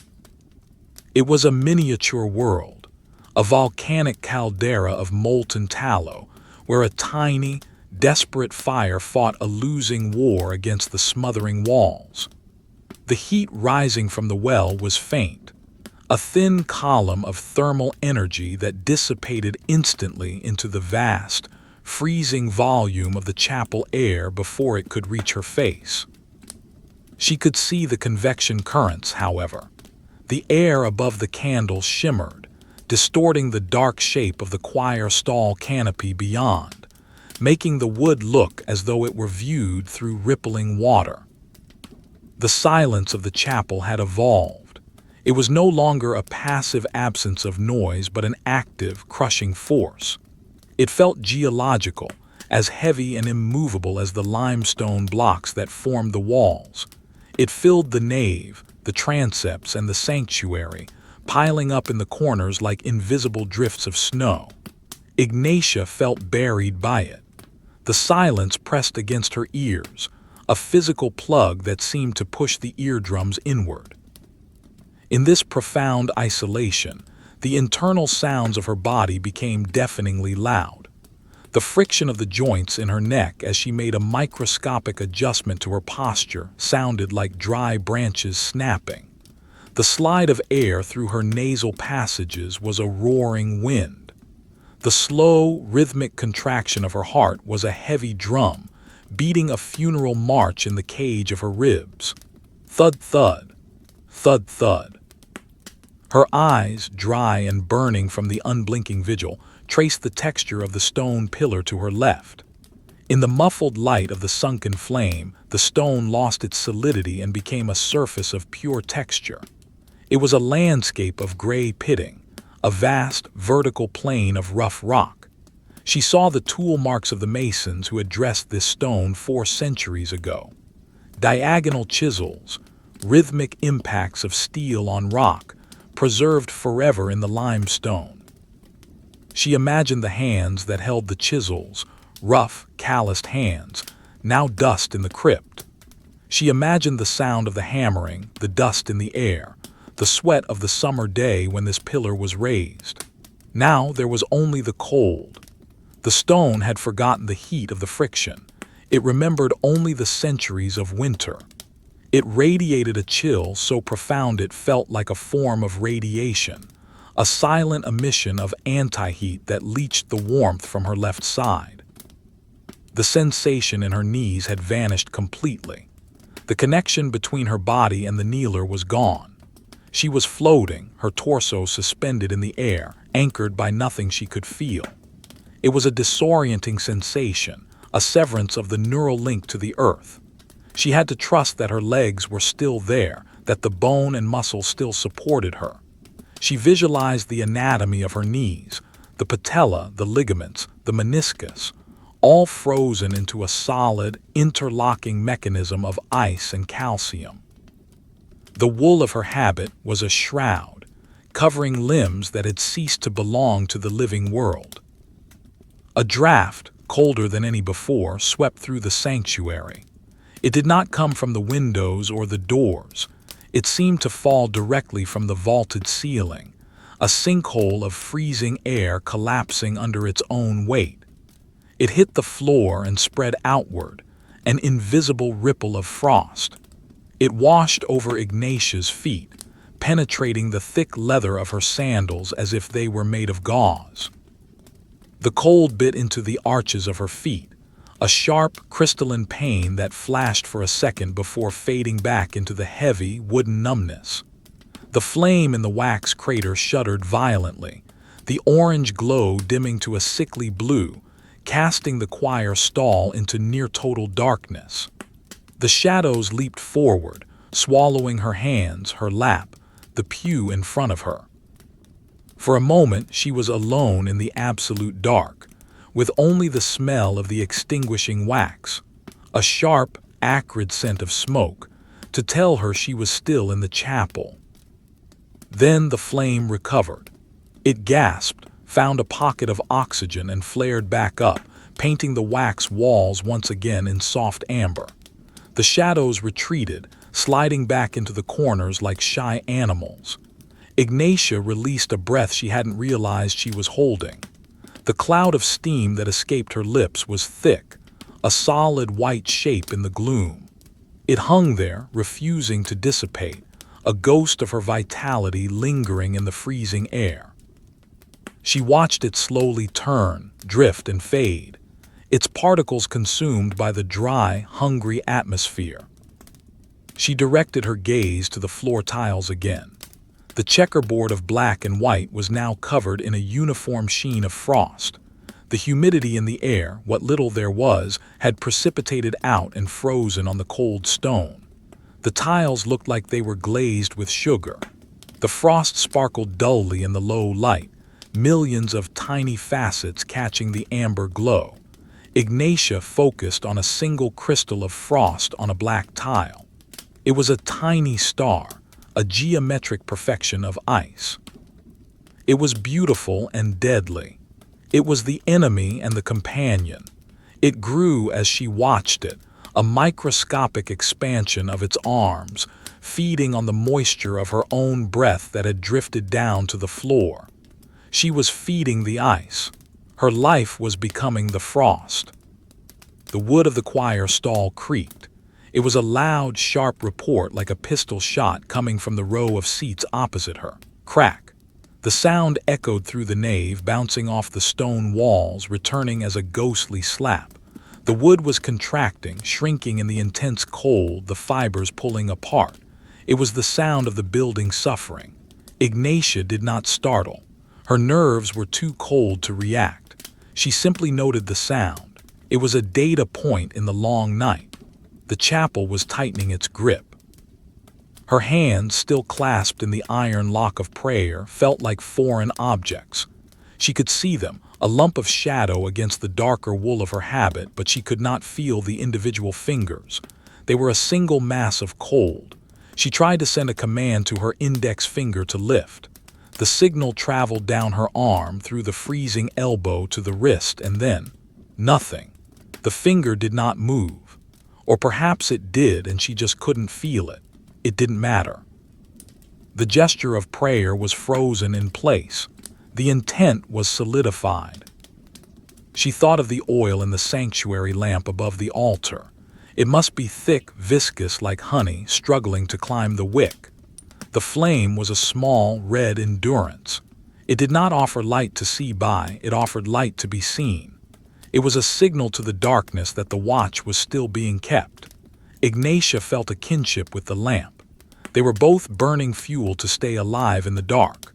Her fuel was the breakfast she had eaten 18 hours ago, a bowl of porridge, a slice of bread. That energy was long gone. Now she was burning the reserves, the fat, the muscle. She was consuming herself to generate the heat that the air stole instantly. The darkness in the nave seemed to have a pulse. It wasn't a visual pulse, but a pressure wave. It felt as though the volume of shadow was expanding and contracting with the breath of the night. Expand, contract, expand, contract. Ignatia breathed with it. She let the rhythm of the darkness dictate the rhythm of her lungs. It was slower than a human rhythm. It was a tidal rhythm. She was breathing at the speed of the ocean, at the speed of a glacier. A memory surfaced, unbidden, from the deep recesses of her frozen mind. A memory of fire, a hearth in a childhood home, the smell of burning peat, the intense, stinging heat on her shins, the orange light filling the room. It was so vivid she could almost feel the warmth on her face. It was a dangerous hallucination. The brain, starved of sensory input and heat, was offering her a comfort that did not exist. She pushed the image away. She replaced the fire with the ice. She replaced the peat with the stone. She replaced the comfort with the duty. The memory dissolved, leaving behind a fresh wave of cold that seemed even more bitter than before. She looked at the crucifix on the wall of the sanctuary. It was barely visible, a shadow darker than the surrounding gloom, but she knew every inch of it. The tilt of the head, the grain of the wood, the iron nails. It was a depiction of suffering. In the summer, it was a symbol. In this winter, in this unheated chapel, it was a mirror. The cold was a form of crucifixion, a slow, bloodless nailing of the body to the cross of the climate. She accepted the comparison. It was not pride, it was simply the reality of the sensation. The numbness was the nail. The silence was the tomb. The wind outside had ceased completely. The world beyond the walls had died. There was no rustle of trees, no hiss of snow, no howl of the gale. There was only the absolute vacuum-like silence of deep winter night. This silence was terrifying in its purity. It suggested that the convent was the only thing left in the universe, floating in a void of cold nothingness. Ignatia listened to the silence. She strained her ears to catch a sound, a bird, a branch, a breath of wind. Nothing. Just the ringing in her own ears, the high-pitched whine of the auditory nerves straining for a signal. Ee. It was the sound of the nervous system idling. Her eyelids were heavy plates of lead. Gravity pulled at them, demanding closure. The muscles of her forehead burned with the effort of keeping them open. She widened her eyes, staring fiercely into the dim light of the candle shell. She would not sleep. Sleep was death here. If she slept, she would slump. If she slumped, she would fall. If she fell, the cold would take her completely. She focused on the rim of the candle. She counted the drips of wax. 1, 2, 3 large drips and a cluster of small ones. It was a landscape of frozen moments. The air in the chapel tasted of old copper. It was a metallic, alkaline taste that coated her tongue. Her mouth was dry as dust. Her tongue felt swollen, a dry sponge filling her oral cavity. She swallowed, a painful constriction of the throat. There was no moisture to swallow, just the dry walls of the throat touching each other. She imagined a cup of water, not hot water, just liquid water, the sensation of the fluid running over her tongue. The image was sharp and cruel. She banished it. The shadow of the lectern in the middle of the choir stretched out across the floor, reaching towards her. It looked like a long, dark arm with a claw at the end. As the candle burned lower, the arm grew longer, creeping closer to her kneeling bench. It was the shadow of the word reaching out to touch the listener. Ignatia watched it approach. It moved with the speed of the minute hand on a clock. Imperceptible motion, yet undeniable progress.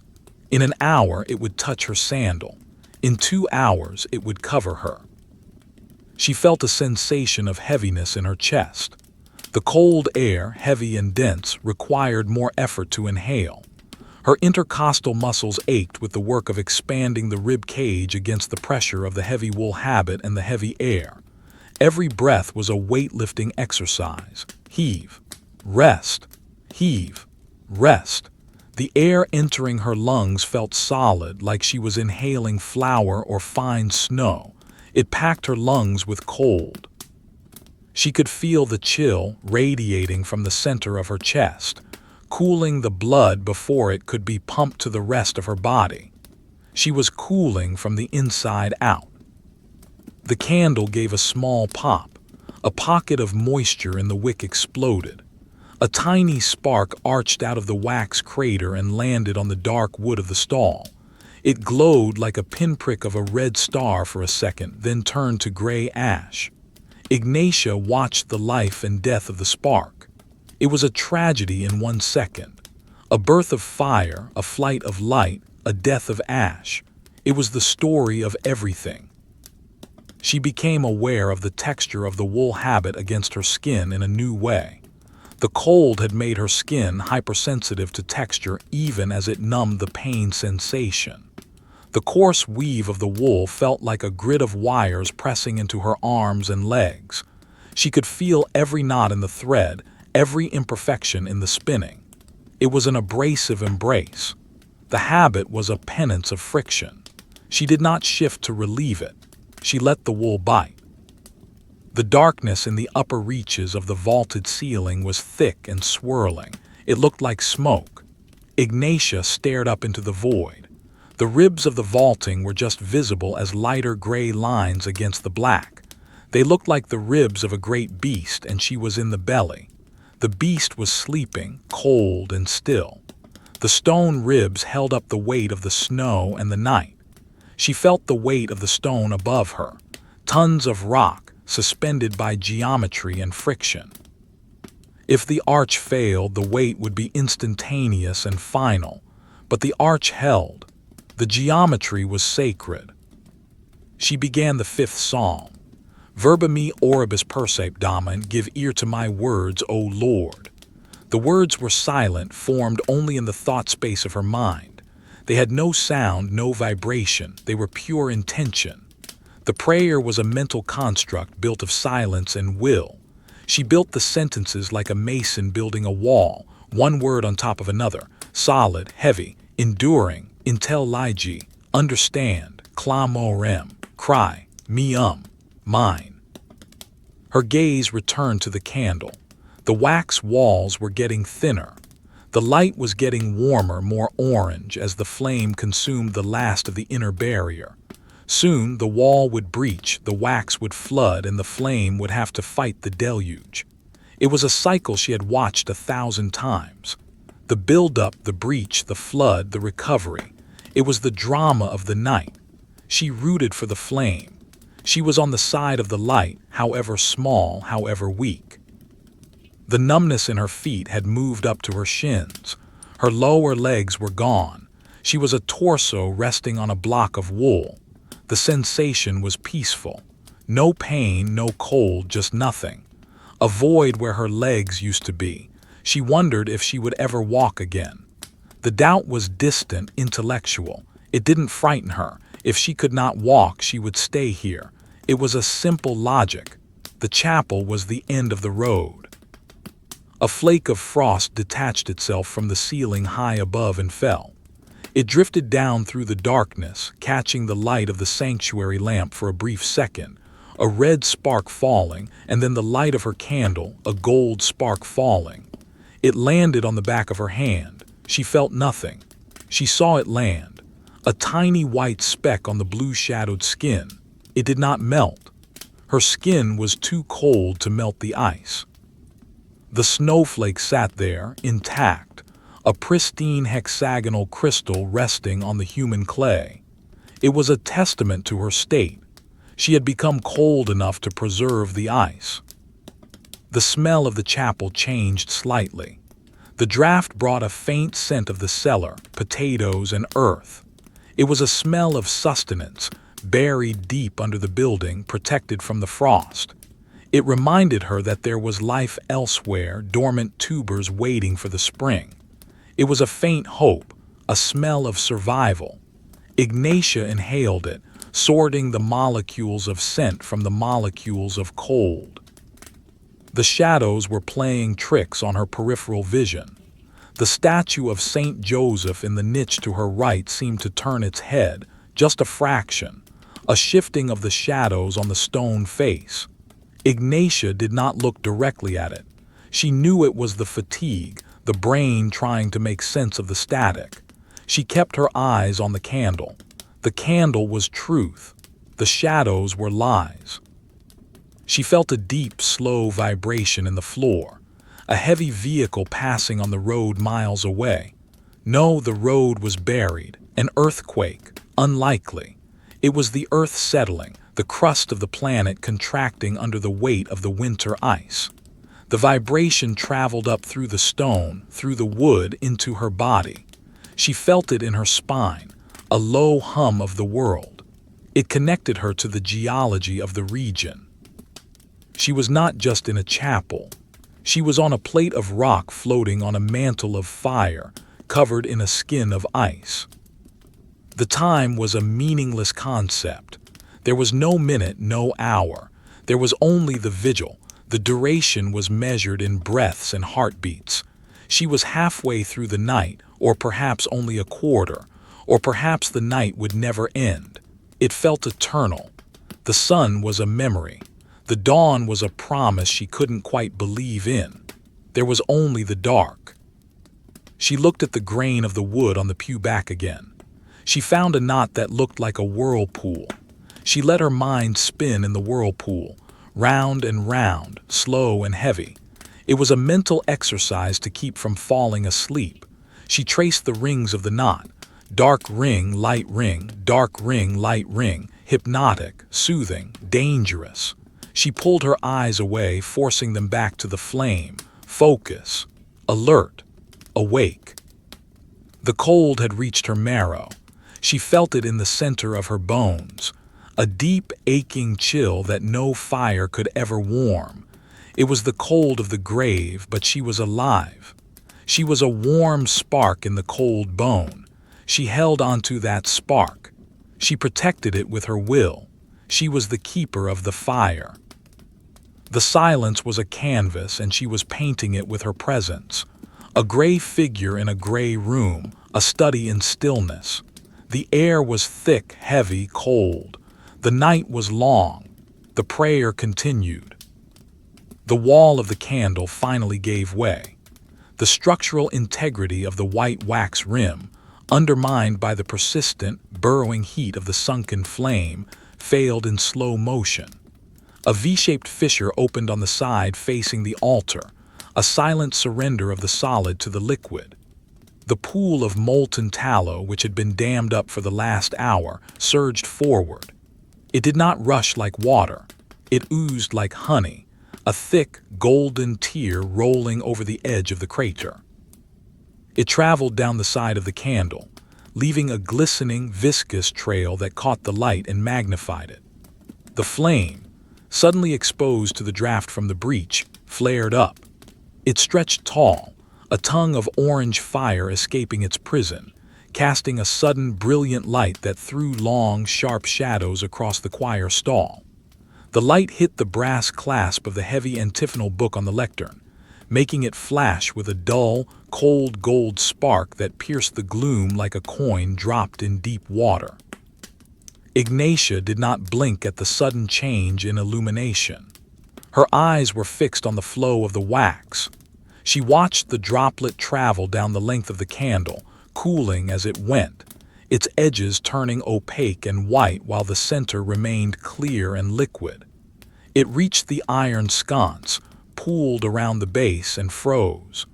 The new formation looked like a stalactite of ice, a frozen moment of fluidity. The scent of the hot wax released by the breach was stronger now. A wave of fatty, organic warmth that washed over her face for a second before being scrubbed away by the antiseptic cold of the chapel air. The silence returned, heavier than before. The brief flare of the candle had seemed to push the darkness back, but now, as the flame settled into its new, lower equilibrium, the shadows rushed in to reclaim the territory. They were not empty shadows. They were thick, textured darknesses composed of millions of strokes of charcoal gray. The air in the corners of the ceiling seemed to hang in heavy, dusty drapes. Ignatia felt the weight of the darkness on the back of her neck. It was a physical pressure, a cold hand resting on her vertebrae, pushing her head forward. She resisted. She engaged the muscles of her upper back, which burned with a dull, lactic fire, and pulled her spine straight. The vertebrae clicked, a sound like small stones knocking together under water. The cold had now permeated the layers of her clothing completely. The wool habit, the linen undertunic, the knitted stockings, they were no longer barriers. They had become cold storage, trapping the chill against her skin. The fabric felt heavy and damp, though she knew it was dry. It was the weight of the temperature. Her skin felt tight, drawn over her bones like parchment dried in the sun, though here it was dried by the frost. She could feel the shape of her own skull under the skin of her face, the ridges of the eye sockets, the bridge of the nose. She was a skeleton clad in thin flesh, kneeling in the dark. She shifted her attention to the sound of her own breathing. In, out. It was the rhythm of the sea. The intake was the wave gathering, the pause was the crest, the exhale was the crash on the shore. But it was a silent crash, a breaking of air against air. The cloud of steam that emerged from her lips was voluminous. In the renewed light of the candle, she could see the turbulence within the breath cloud. Tiny swirls and eddies of gray vapor spinning in the microcurrents of the stall. It looked like a storm seen from space.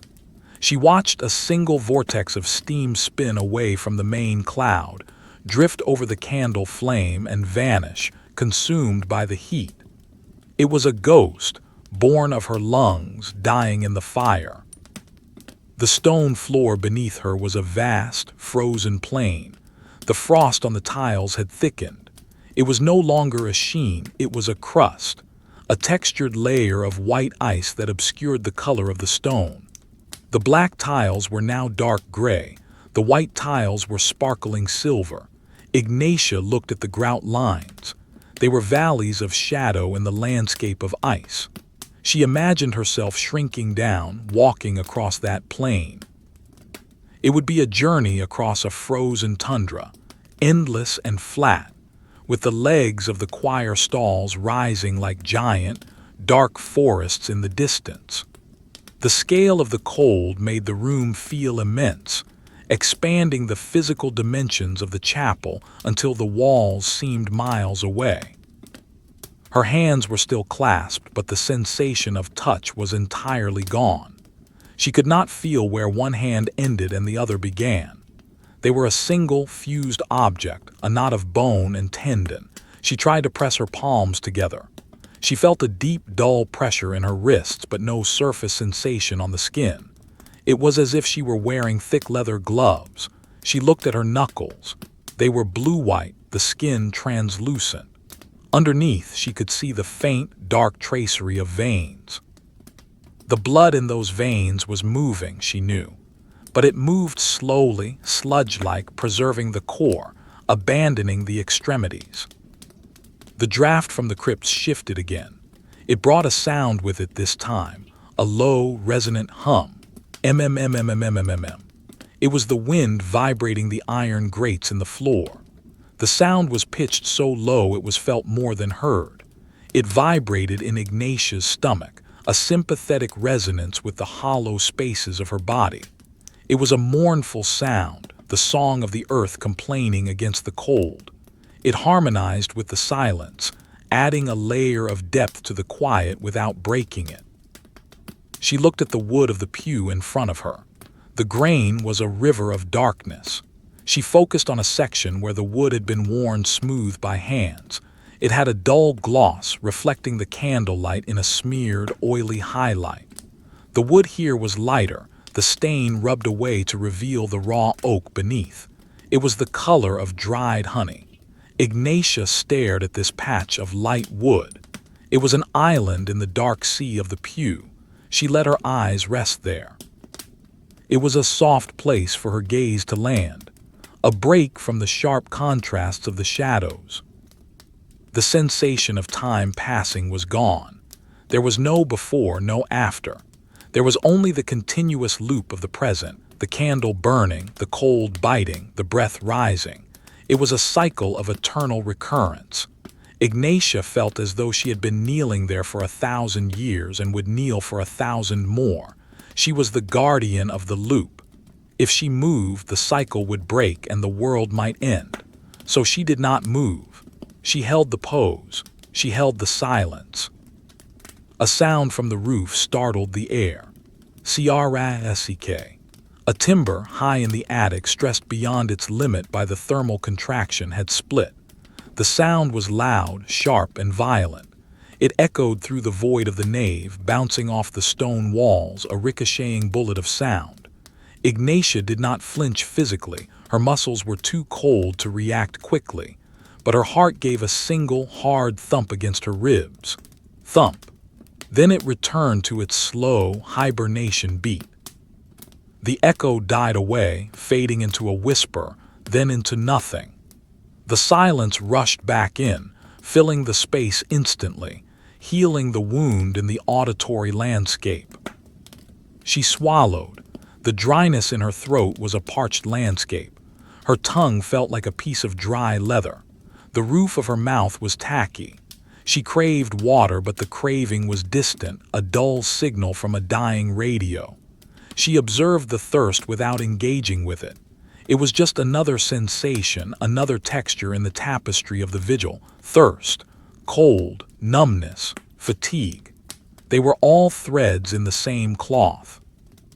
The frost on the windows had changed the quality of the moonlight again.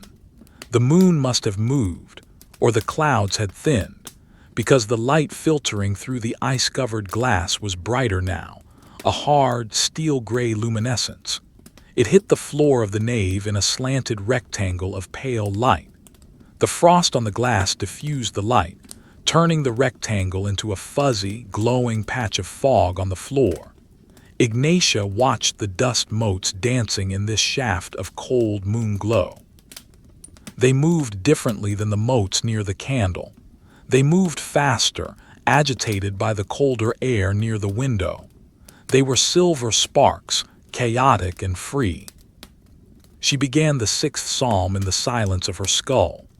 Domine, ni in furore tu arguas me. O Lord, rebuke me not in thy indignation. The words were heavy blocks of thought. She placed them one by one into the silence. Nique, nor, in ira, anger tue, thy cori pias, chastise me. The Latin was a structure, a cathedral of language built inside her mind. It was a place to hide from the cold. She walked through the rooms of the sentences, sheltering in the vowels, leaning against the consonants. The shadow of the crucifix on the wall had shifted. The arms of the cross were now stretching towards the ceiling, elongated and thin. The head of the figure was a dark knot at the top. It looked like a tree in winter, stripped of leaves, standing against a gray sky. Ignatia watched the shadow tree. It did not sway. It was rooted in the stone. It was a permanent shadow, painted by the light of the candle. Her knees were no longer part of her body. They were points of contact, geometric coordinates where her weight met the earth. The pain had transmuted into a vibration, a low-frequency hum of nerve endings signaling their own demise. She visualized the nerves as wires coated in frost, the electrical signals slowing down, freezing in transit. It was a peaceful image, a shutting down of the system. The candle flame flickered, dancing in a draft she couldn't feel. The light washed over the carving on the end of the pew, a cluster of grapes and vine leaves. In the moving light, the grapes seemed to tremble, round and full. They were dark wood grapes, juiceless and hard. Ignatia looked at them. They were a memory of wine, a memory of harvest. Here there was no harvest, only the sowing of silence. The cold air in her nose had crystallized the moisture there. Every time she flared her nostrils, she felt the tiny stiffness of ice. It was a sharp, prickly sensation. She focused on it. It was a microscopic detail to anchor her mind. The ice in the nose, the frost on the lip, the cold on the cheek. She built a map of her face based on the temperature gradients. The tip of the nose was the coldest point, a peak of ice. The hollow of the eye socket was slightly warmer, sheltered by the bone. The neck was a frozen plain. She remembered the feeling of wool blankets. Heavy, rough, warm, the smell of the straw mattress. It seemed like a luxury from another life. To lie down, to be horizontal. The desire to sleep was a physical weight pulling her chin down. Her head nodded a drop of an inch. Snap, she jerked it back up. The movement sent a jolt of pain through her stiff neck muscles. The pain was good. It woke her.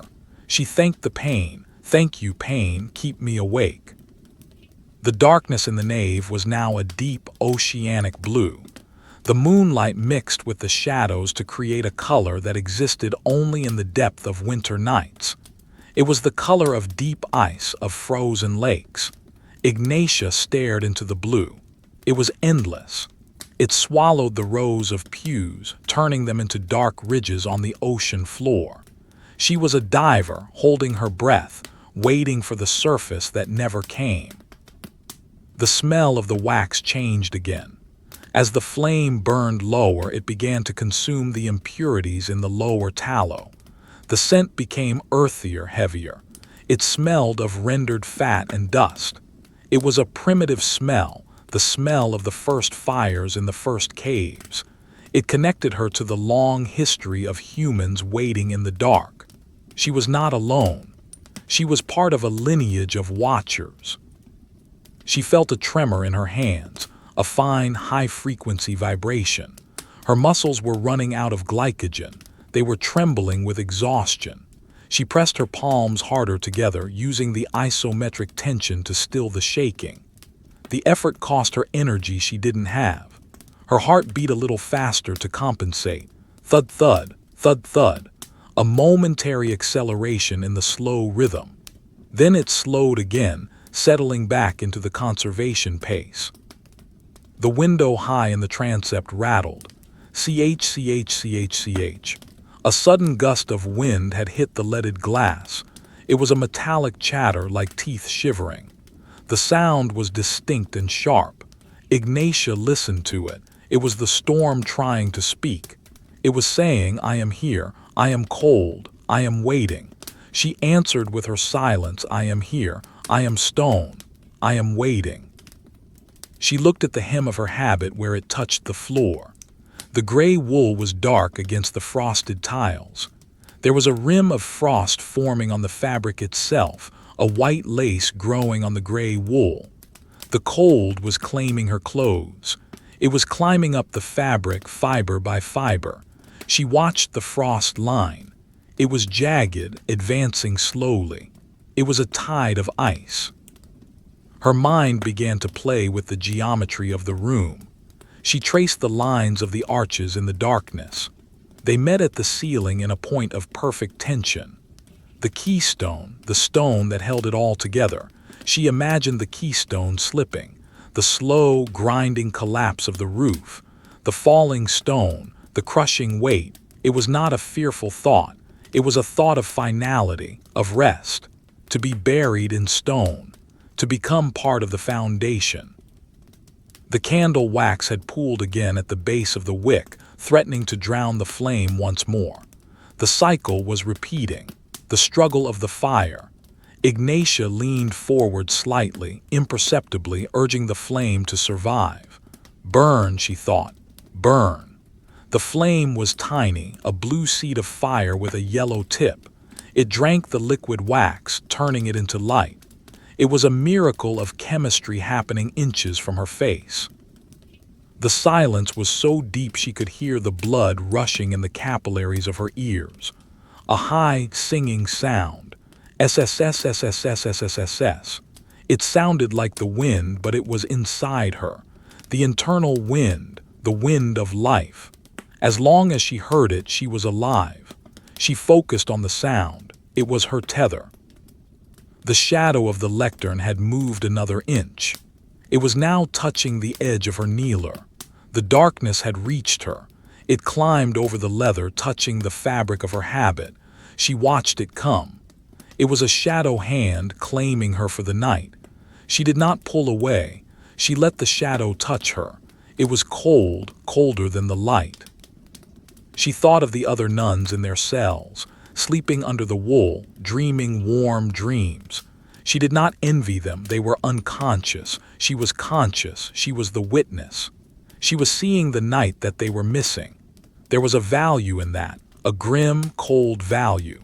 To see the things that no one else saw, the frost growing, the candle dying, the shadow moving. The air in the chapel felt old. It was air that had been breathed by generations of nuns. It was recycled breath, recycled prayer.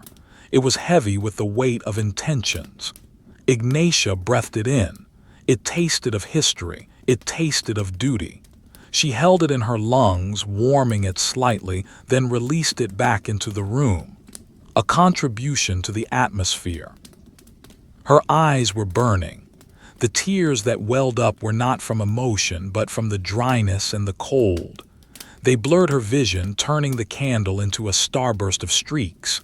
She blinked, clearing the tears. The world snapped back into focus. Sharp, cold, gray. The reality was undeniable. The wood of the choir stall was hard against her side. She leaned against the armrest, just a fraction of weight transfer. The wood was freezing. It sucked the heat right through the heavy wool of her sleeve. It felt like leaning against a block of ice. She straightened up. No leaning, no comfort. Only the vertical line, the line of the spine, the line of the flame, the line of the soul. The wind outside had dropped to a whisper, a sibilant hiss against the stone. HSSSSSSSS. It was the sound of sand or dry snow shifting on the ground. The world was being rearranged by the wind. Drifts were forming. Paths were disappearing. When the dawn came, the world would be new. A white blank page. Ignatia imagined the blankness. It was soothing. A world without features. A world of pure white. She returned to the fossil in the floor, the spiral. She couldn't see it clearly now in the dim light, but she knew it was there. She visualized it, the perfect curve, the ancient life. It was a companion in the stone, a sister in the silence. They were both trapped in the rock, waiting for the end of time. The candle gave a sudden flutter, casting wild, dancing shadows that made the floor seem to ripple like water. For a second, the stone looked liquid. Then the flame steadied and the stone hardened again. The illusion passed. Ignatia took a breath. A deep, shuddering intake of the freezing air. She was ready for the next hour. She was ready for the silence. She was the stone. She was the ice. She was the prayer. The candle had ceased to look like a candle. It was now a ruin of wax, a shapeless, organic mound of pale tallow adhering to the black iron of the sconce. The cylindrical form was a memory, melted away by the long hours of the vigil. What remained was a flat, spreading puddle of white sludge that had hardened at the edges into a chaotic lace of drips and runnels, resembling the frozen cascade of a waterfall caught in mid-descent. In the center of this wreckage, the wick still stood. It was a blackened, twisted spine of carbon, leaning precariously to the left, drowning in a lake of clear, liquid fuel. The flame was no longer a steady tear of light. It was a low, blue pulse, a hovering spirit of fire that barely touched the wick.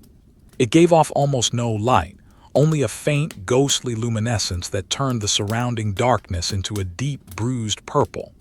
The sphere of visibility had shrunk to a radius of mere inches, the wax, the iron, and the clasped hands of the nun. Ignatia watched the blue flame. It was struggling for oxygen in the stagnant, heavy air of the chapel. It would flare up for a microsecond, flashing a weak yellow, and then collapse back into a flat, blue disk that hovered on the surface of the oil. It was a dying star in a galaxy of cold stone. She felt a profound empathy for the fire.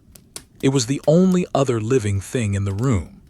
It was fighting the same battle she was, the battle against the overwhelming weight of the cold and the dark. She leaned forward, her movement so slow it was imperceptible, as if she were growing towards the light like a plant. She wanted to shield it, to cup her hands around it, but she knew the movement would create a draft that would snuff it out instantly. So she protected it with her stillness. She became a wall of wool and silence, blocking the air currents with her presence. The cold was no longer an external element. It had become the medium in which she existed. It was inside her lungs, inside her stomach, inside the marrow of her femur. She imagined her blood not as a liquid, but as a slurry of ice crystals and plasma, moving with glacial slowness through veins that felt like glass tubes. The sensation of the floor beneath her had vanished hours ago, but now the sensation of her own torso was fading. She felt light, untethered, as if her consciousness were a gas contained loosely within the heavy fabric of the habit. The wool weighed 50 pounds. Her body weighed nothing. The silence had acquired a texture of grinding stone. It wasn't quiet. It was a frequency just below the range of human hearing, a tectonic rumble of the earth turning on its axis. Ignatia could feel it in her teeth, a low, constant vibration that made her jaw ache. Hum. It was the sound of the planet sleeping. She matched her breathing to this phantom sound. Inhale for 4 beats of the rumble. Hold for 4 beats. Exhale for 4 beats. The discipline of the breath was the only thing keeping her anchored to the timeline. Without it, she would drift away into the timeless void of the freeze. She looked at the darkness beyond the pew. It was absolute. The moonlight that had earlier provided a gray context to the nave had been swallowed by the thickening storm outside. The windows were no longer luminous rectangles. They were solid slabs of black ice. The chapel was a sealed tomb. In this total darkness, her eyes began to hallucinate textures. She saw swirling patterns of static, like grain on a photograph developed in bad chemicals. She saw geometric shapes, triangles and squares of a darker black floating in the obsidian air. They drifted past her face, silent and two-dimensional. She did not blink them away. They were the furniture of the night. A sound of shifting snow came from the roof. A heavy, sliding noise, followed by a soft whump as a drift cleared the eaves and landed in the courtyard below. The sound was muffled, distant, filtering through feet of stone and timber. It was a reminder that the world outside was still active, still burying itself. Ignatia imagined the courtyard. The stone well in the center would be a white mound. The paths would be gone. The gate would be sealed. The convent was an island, and the ocean was white and frozen. Her throat was a dry canyon. The tissues were parched, sticking together when she swallowed. The taste of copper and dust was strong on her tongue. It was the taste of antiquity. She was tasting the dust of the saints, the pulverized bones of the martyrs that floated in the air. She swallowed again, a painful, clicking motion of the larynx. The sound was loud in her own head, a wet snap that broke the rhythm of the silence for a second. The smell of the dying candle was different now. It was the smell of scorching.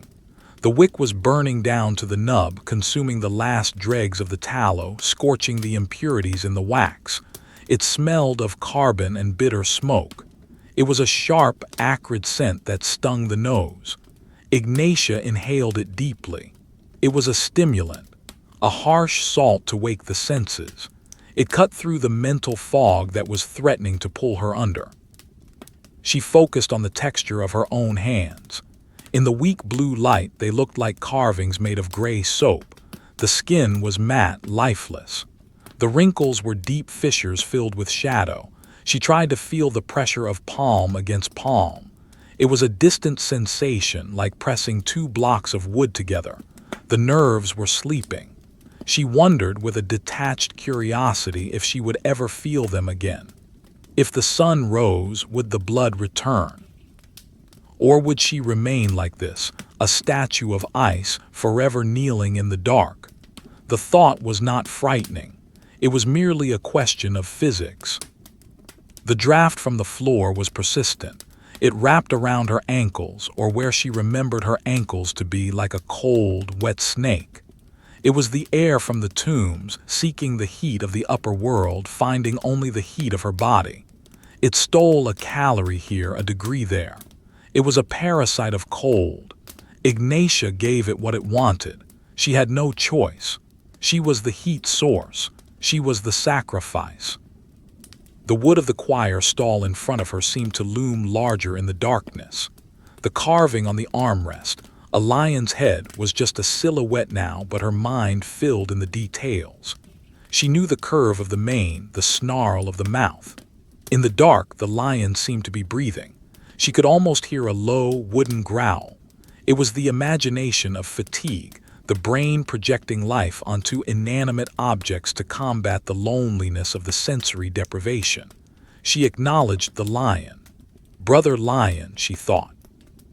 "You are cold too." The lion did not answer. It remained wood. It remained cold. Her heart rate had slowed to a crawl. The beats were spaced so far apart that she sometimes forgot the next one was coming. Thud. Thud. It was a metabolic trance. She was in the gray zone between life and stasis. Her body was consuming itself with extreme efficiency, shutting down non-essential systems. Digestion stopped. Growth stopped. Only the heart and the lungs continued, the minimal engine of existence. She began the 7th psalm. "Salva me fac Damant, save me, O Lord." The words were not a plea for rescue, they were a statement of location.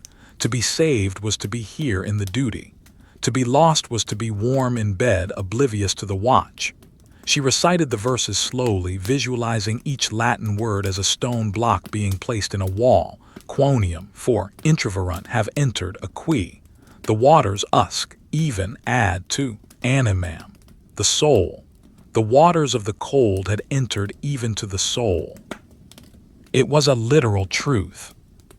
The darkness above the altar was a void. Even the sanctuary lamp seemed to have been swallowed. Ignatia squinted. There, a tiny, dull red smudge in the blackness. The lamp was still there, but the oil was low, the flame weak. It was a dying ember in a vast cavern. It looked miles away. The perspective of the room had distorted. The altar was a continent away. The ceiling was the sky. The floor was the sea. She was a speck in the universe of the chapel. A sudden shiver took her. It was violent and total. It started in the base of her spine and whipped up her back, shaking her shoulders, rattling her teeth. Clack, clack, clack. The sound of her teeth colliding was shocking. Her head jerked forward. Her hands trembled, the locked fingers grinding against each other.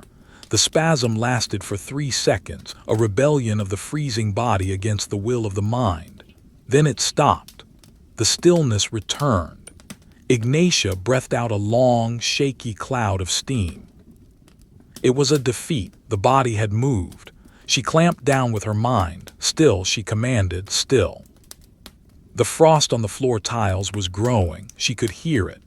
A faint, crystalline ticking sound as the ice crystals expanded, interlocking, covering the stone in a continuous sheet of white armor. Tick, tick, tick. It was the clock of the winter.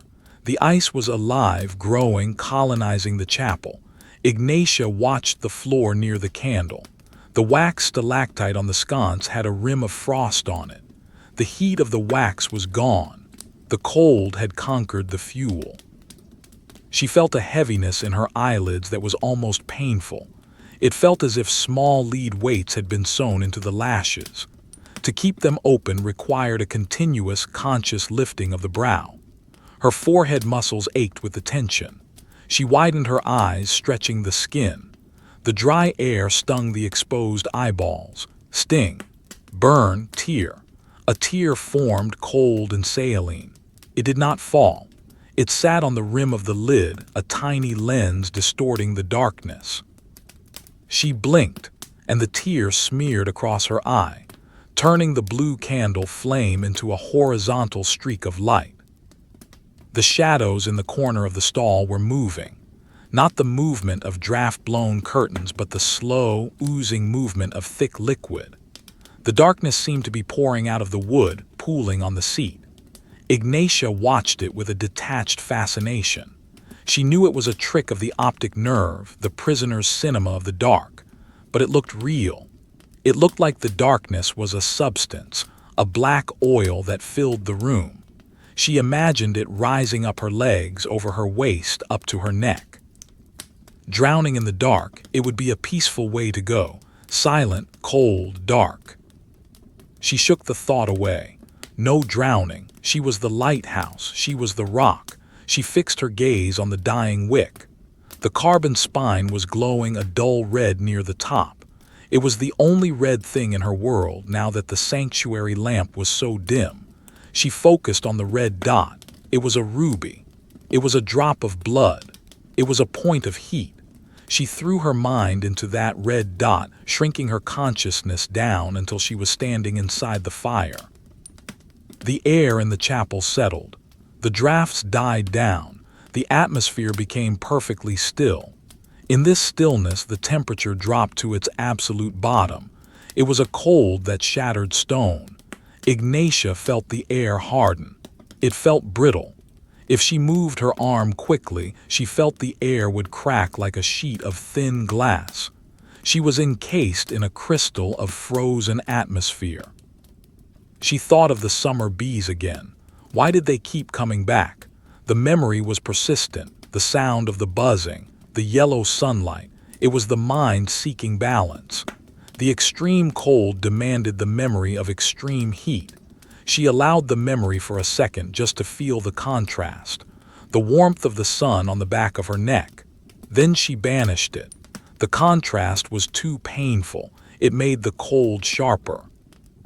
The candle gave a low hiss. SSSSSS.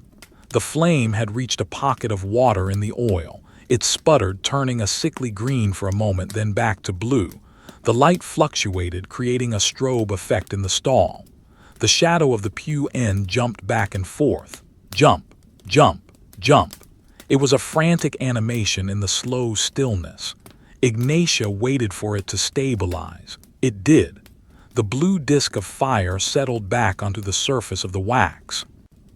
Her knees were gone. Her feet were gone. Her hips were numb. She was a floating consciousness with a pair of cold hands and dry eyes.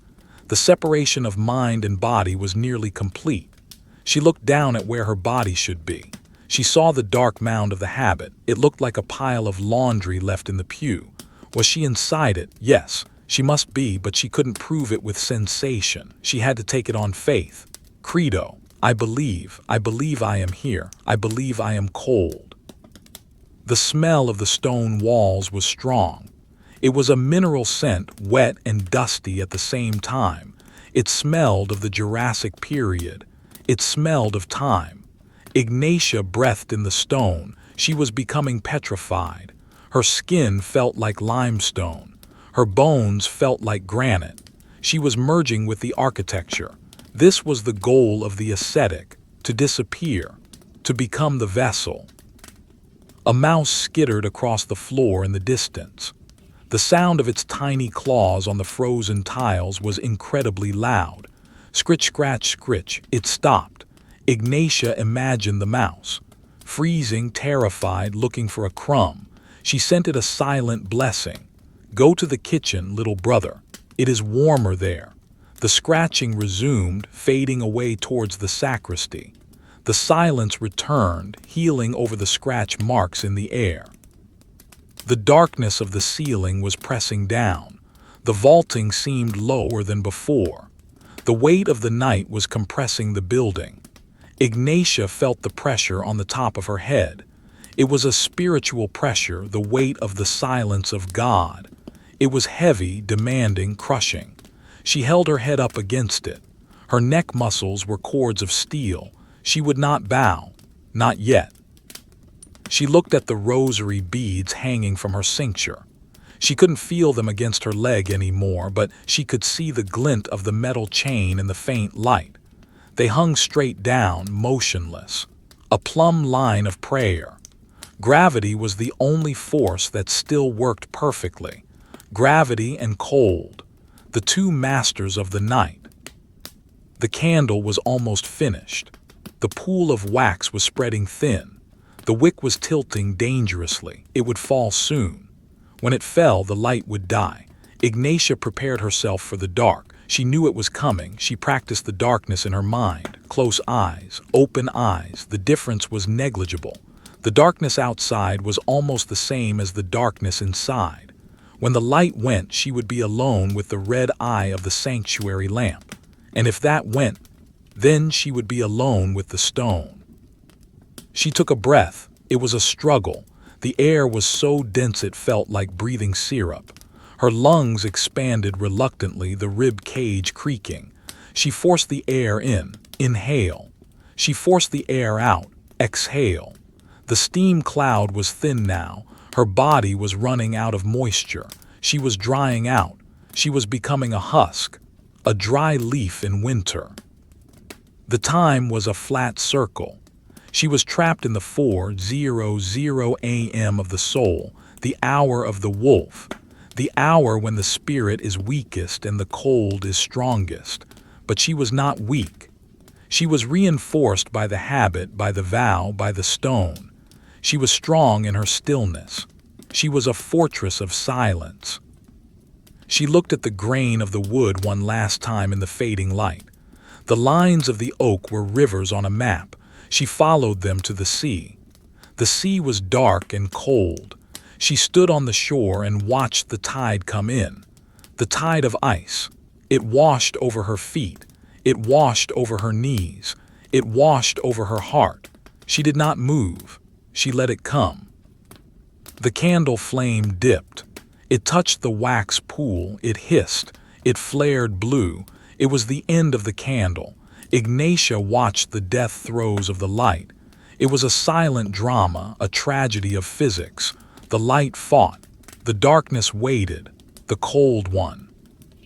The end of the candle was not a sudden event, but a slow, agonizing gradient of extinction.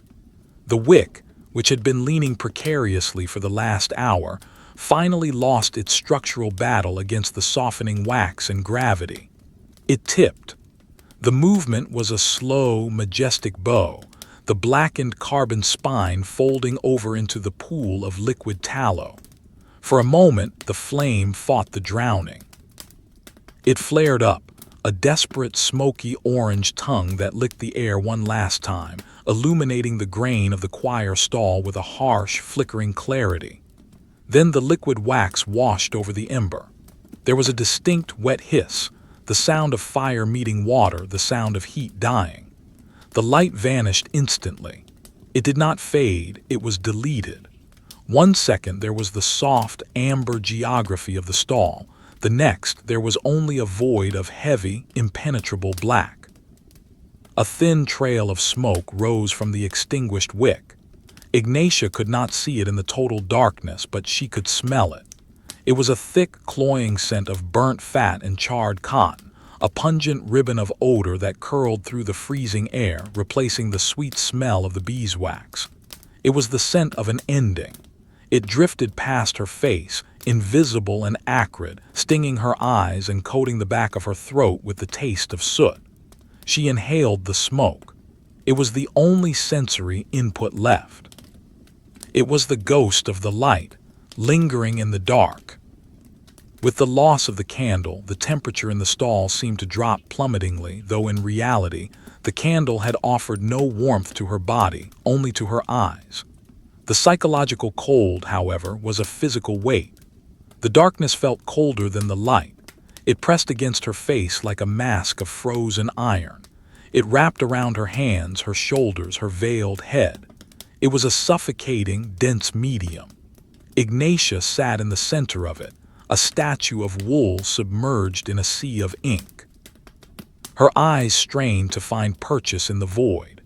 For the first few minutes, there was nothing but the chaotic prisoner's cinema of the retina, swirling clouds of phantom purple and bruised green, the afterimages of the flame burning on the back of her eyelids. A bright, neon blue spot, the ghost of the candle's core, floated in the center of her vision, drifting to the left, then to the right, untethered from reality. She watched this phantom light. It was a hallucination of heat, a memory of the fire printed on the nerves.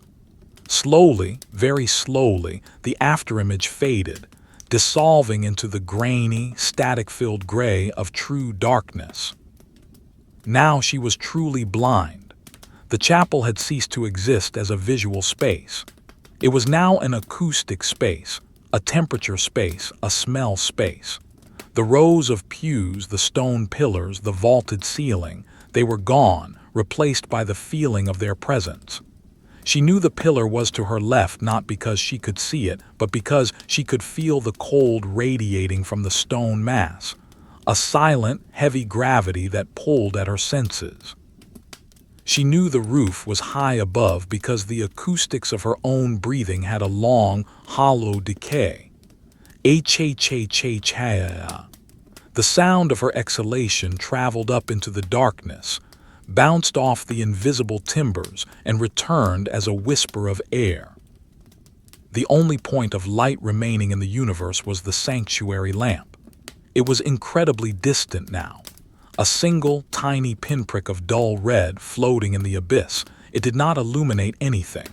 It did not cast a beam. It simply existed, a red star in a black sky. Ignatia fixed her gaze on it. It was the anchor. Without it, she would lose her orientation. She might feel as if she were upside down or spinning. The red dot told her where forward was. It told her where the altar stood. It told her that the building still held its shape. The silence of the dark was different from the silence of the light. It was heavier. It felt amplified. Deprived of visual input, her ears became hypersensitive, tuning themselves to the frequencies of the night. She heard the settling of the wax in the sconce, a tiny click as the cooling tallow contracted and cracked. She heard the fabric of her own habit rustle as her chest expanded, a sound like dry grass rubbing together. She heard the wind outside, which had shifted again. It was no longer a howl or a hiss, but a deep, low frequency throbbing against the stone walls, a sound that was almost subsonic. Thrum, thrum, thrum. It was the heartbeat of the storm. Ignatia felt the numbness in her legs climbing higher. It had reached her hips. Her entire lower body was gone, erased from her internal map. She was a torso floating in the dark. This sensation of amputation was peaceful. The pain of the kneeling was gone because the knees were gone. There was only a vague, distant pressure, a memory of gravity. She focused on her hands. They were still clasped, she knew, but she had to concentrate to feel the fingers. They were cold blocks of matter, locked together. She pressed the thumbs against each other. The sensation was faint, muffled by the cold skin, like touching her own hand through a thick layer of felt. The air in the chapel had become stagnant. With the candle out, the tiny convection current that had circulated the air in the choir stall was gone. The cold settled in layers, heavier and denser near the floor. Ignatia felt the strata of the air. Her feet, wherever they were in the frozen zone. Her hands were in the cold zone. Her face was in the chill zone. She breathed in the stagnant air. It tasted of old stone, damp wool, and the iron of the night. It was a heavy, lifeless gas. Time distorted further. In the dark, there were no visual markers of time's passage, no melting wax, no moving shadows. There was only the rhythm of the body, heartbeat, breath, swallow, blink. These were the seconds and minutes of the blind. Ignatia entered a state of deep vegetative patience. She was not waiting for anything specific anymore. She was simply enduring. The concept of mourning had become abstract, a theoretical future that had no bearing on the reality of the black present. She thought of the color blue, the deep midnight blue of the stained glass when the moon was out. Now even that was gone. The darkness was not blue, it was a non-color. It was the absence of wavelength. But her mind painted the darkness with texture to make it comprehensible. She imagined the darkness as a heavy, velvet curtain draped over her head. She could feel the texture of the blackness, soft, suffocating, dusty. It brushed against her cheeks. It filled her ears. A sound came from the crypts below. A dull, heavy thud like a stone shifting in the earth. Ga-thunk. The vibration traveled up the pillars and into the floor of the choir. Ignatia felt it in her spine before she heard it. It was the earth moving, the frost heave, the ground expanding as it froze, pushing against the foundations of the convent. The building groaned in response, a long, high-pitched creak from the gallery timbers. Ee. The convent was stretching in its sleep, adjusting its bones to the cold. Ignatia's mind began to drift into the architecture.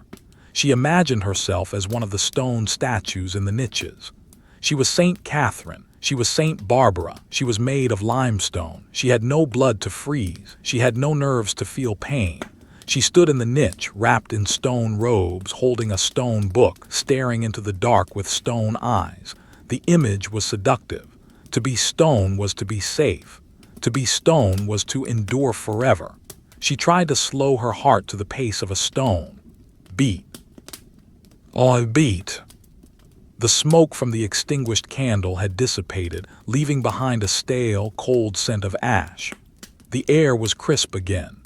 Ignatia ran her tongue over her lips. They were cracked, the skin rough and peeling. The tiny flakes of skin felt like dry leaves. She tasted the iron of a small fissure in her lower lip. Blood, warm, metallic, salty. It was a tiny shock of reality. She was not stone. She was flesh. Breaking, freezing, bleeding flesh. She began the 8th psalm. Damen Deus salutis me, O Lord, the God of my salvation. She did not say the words. She did not even think them as sentences. She felt them as shapes in her mind. Damen was a large, round shape like a boulder. Deus was a vertical shape like a pillar. Salutis was a flowing shape like water. She arranged the shapes in the dark space of her skull. She built a sculpture of prayer. It was a silent, abstract architecture. The frost was now growing on her habit. She could feel the stiffness of the wool where her breath had fallen on her chest. The fabric had frozen into a hard shell. If she moved, it would crunch, crinkle. She moved her chin slightly, tucking it down to preserve warmth. The stiff wool resisted, then gave way with a sound like crumpling paper. The The sound was loud in the silence. It was the sound of her own freezing. The darkness played tricks on her equilibrium. She felt a sudden sensation of tilting, as if the choir stall were sliding sideways into an abyss. The vertigo was sharp and nauseating. She gripped the kneeler with her knees or the memory of them, tightening her core muscles. I am upright, she told herself. I am vertical. The floor is flat. The sensation passed, leaving her dizzy and shaken. It was the inner ear, confused by the lack of horizon. She fixed her eyes on the red dot of the sanctuary lamp again. That is the horizon, she thought. That is the center. A draft touched her face. It was a different draft. It came from the sacristy door. It smelled faintly of wine and linen, the smell of the Eucharist. It was a holy smell trapped in the cold air. It drifted past her and vanished into the nave. Ignatia inhaled it. It was a ghost of the Mass, a memory of communion. It reminded her of the taste of the wafer, dry, paper-thin, melting on the tongue. She felt a weight on her head. The veil felt heavier. The pins were cold against her scalp. The linen coif was a vice squeezing her temples. The headache was a dull, throbbing band around her skull. It was the cold constriction of the blood vessels. She visualized the vessels constricting, tiny tubes narrowing to preserve the heat for the brain. The brain was the keep of the castle. The body was the outer wall. The outer wall was being abandoned to the enemy. The silence was broken by the sound of the wind rising again. It started as a low whistle in the chimney flues, building to a moan. Woo-woo-woah. It sounded like a voice, a sad, tired voice crying in the distance. Ignatia listened to the wind voice. It was singing the song of the winter, a song of ice and burial. She harmonized with it in her mind. Hum. She became part of the choir of the storm. The texture of the darkness seemed to change. It became grainy like sand. She felt as if she were sitting in a sandstorm of black particles. They brushed against her skin, filling her pores. It was a tactile hallucination. The sensory deprivation was forcing the brain to invent sensations. She accepted the sand. She let it bury her. She was a nun buried in black sand, waiting for the excavation of the dawn. Her breath was no longer visible, but she could feel the heat of it on her upper lip. It was the only warmth left, a small, rhythmic puff of exhaust. She tried to capture the heat, tucking her nose into the collar of her habit. The wool smelled of sheep and cold water. The breath warmed the wool for a second, then the cold reclaimed it. It was a losing battle. The entropy was absolute. She thought of the candle again. The dead candle. The wax pool was solid now, a hard, white lake. The wick was trapped in it, a fossil of the fire. She imagined the wick, black, brittle, frozen. It had done its duty. It had burned until there was nothing left. She felt a kinship with the wick. She was burning her own fuel. When she was done, she would be frozen too, a black figure in a white room. The darkness seemed to pulse with her heart. Flash of black, flash of blacker. It was a subtle rhythmic darkening. The blood pumping through her eyes affected her vision. She was seeing her own pulse. It was the only movement in the universe. The contraction of the muscle, the push of the fluid, the life persisting in the void. She remembered the feeling of the sun on the garden wall. The rough stone, warm to the touch, the lizards basking in the heat. It was a memory from 1,000 years ago, a memory from a different planet. This planet was dark. This planet was cold. The sun was a myth. She tried to hold the memory, but it slipped away, slick and elusive. The cold was the only truth. Her hands felt like stones. She could no longer feel the individual fingers at all, just a lump of weight in her lap. She wondered if they were blue or white or black. It didn't matter, they were folded. That was the important thing. The form was preserved. The intention was locked in the bone. A mouse squeaked, a tiny, high-pitched eep. It was close, near her feet. Ignatia did not move. She could not move. The mouse was exploring the frozen terrain of her habit. She felt a tiny weight on the hem of her dress, a microscopic pressure. The mouse was climbing the mountain of wool. She waited. The mouse paused. It sensed the heat of her body, faint as it was. It nestled into the fold of the wool near her shin, a tiny ball of warmth against the freezing fabric. Ignatia felt a surge of gratitude. "Stay, little brother," she thought. "We will freeze together." The mouse stayed, a companion in the dark. The silence returned, settling over the mouse and the nun like a heavy blanket. The wind died down. The building stopped creaking. The world was still, perfectly, terrifyingly still. Ignatia sat in the center of the stillness. She was the eye of the quiet. She began the 9th psalm in her mind. "In te, Dama sperevi. In thee, O Lord, have I hoped." The words were simple shapes in the dark. Sperevi, hope. It was a small, fragile shape, like a bird in a storm. She held the bird in her mind. She protected it from the wind. Non confundar in aeternum. Let me never be confounded. The air in the stall was getting colder, if that were possible. It felt sharp, like inhaling needles. Ignatia took shallow breaths, just enough to keep the blood moving. Deep breaths hurt. The lungs were stiff. The rib cage was frozen. "Sip the air," she told herself. "Don't gulp." The darkness was not empty. It was full of God. That was the theology. God was in the dark. Moses entered the thick darkness where God was. She was entering the thick darkness. She was looking for the presence, but she found only the cold, and the silence, and the mouse. Perhaps that was enough. Perhaps the mouse was the presence. She looked for the red dot, the sanctuary lamp. It was dimmer, fading, or was her vision failing? She squinted. It was still there.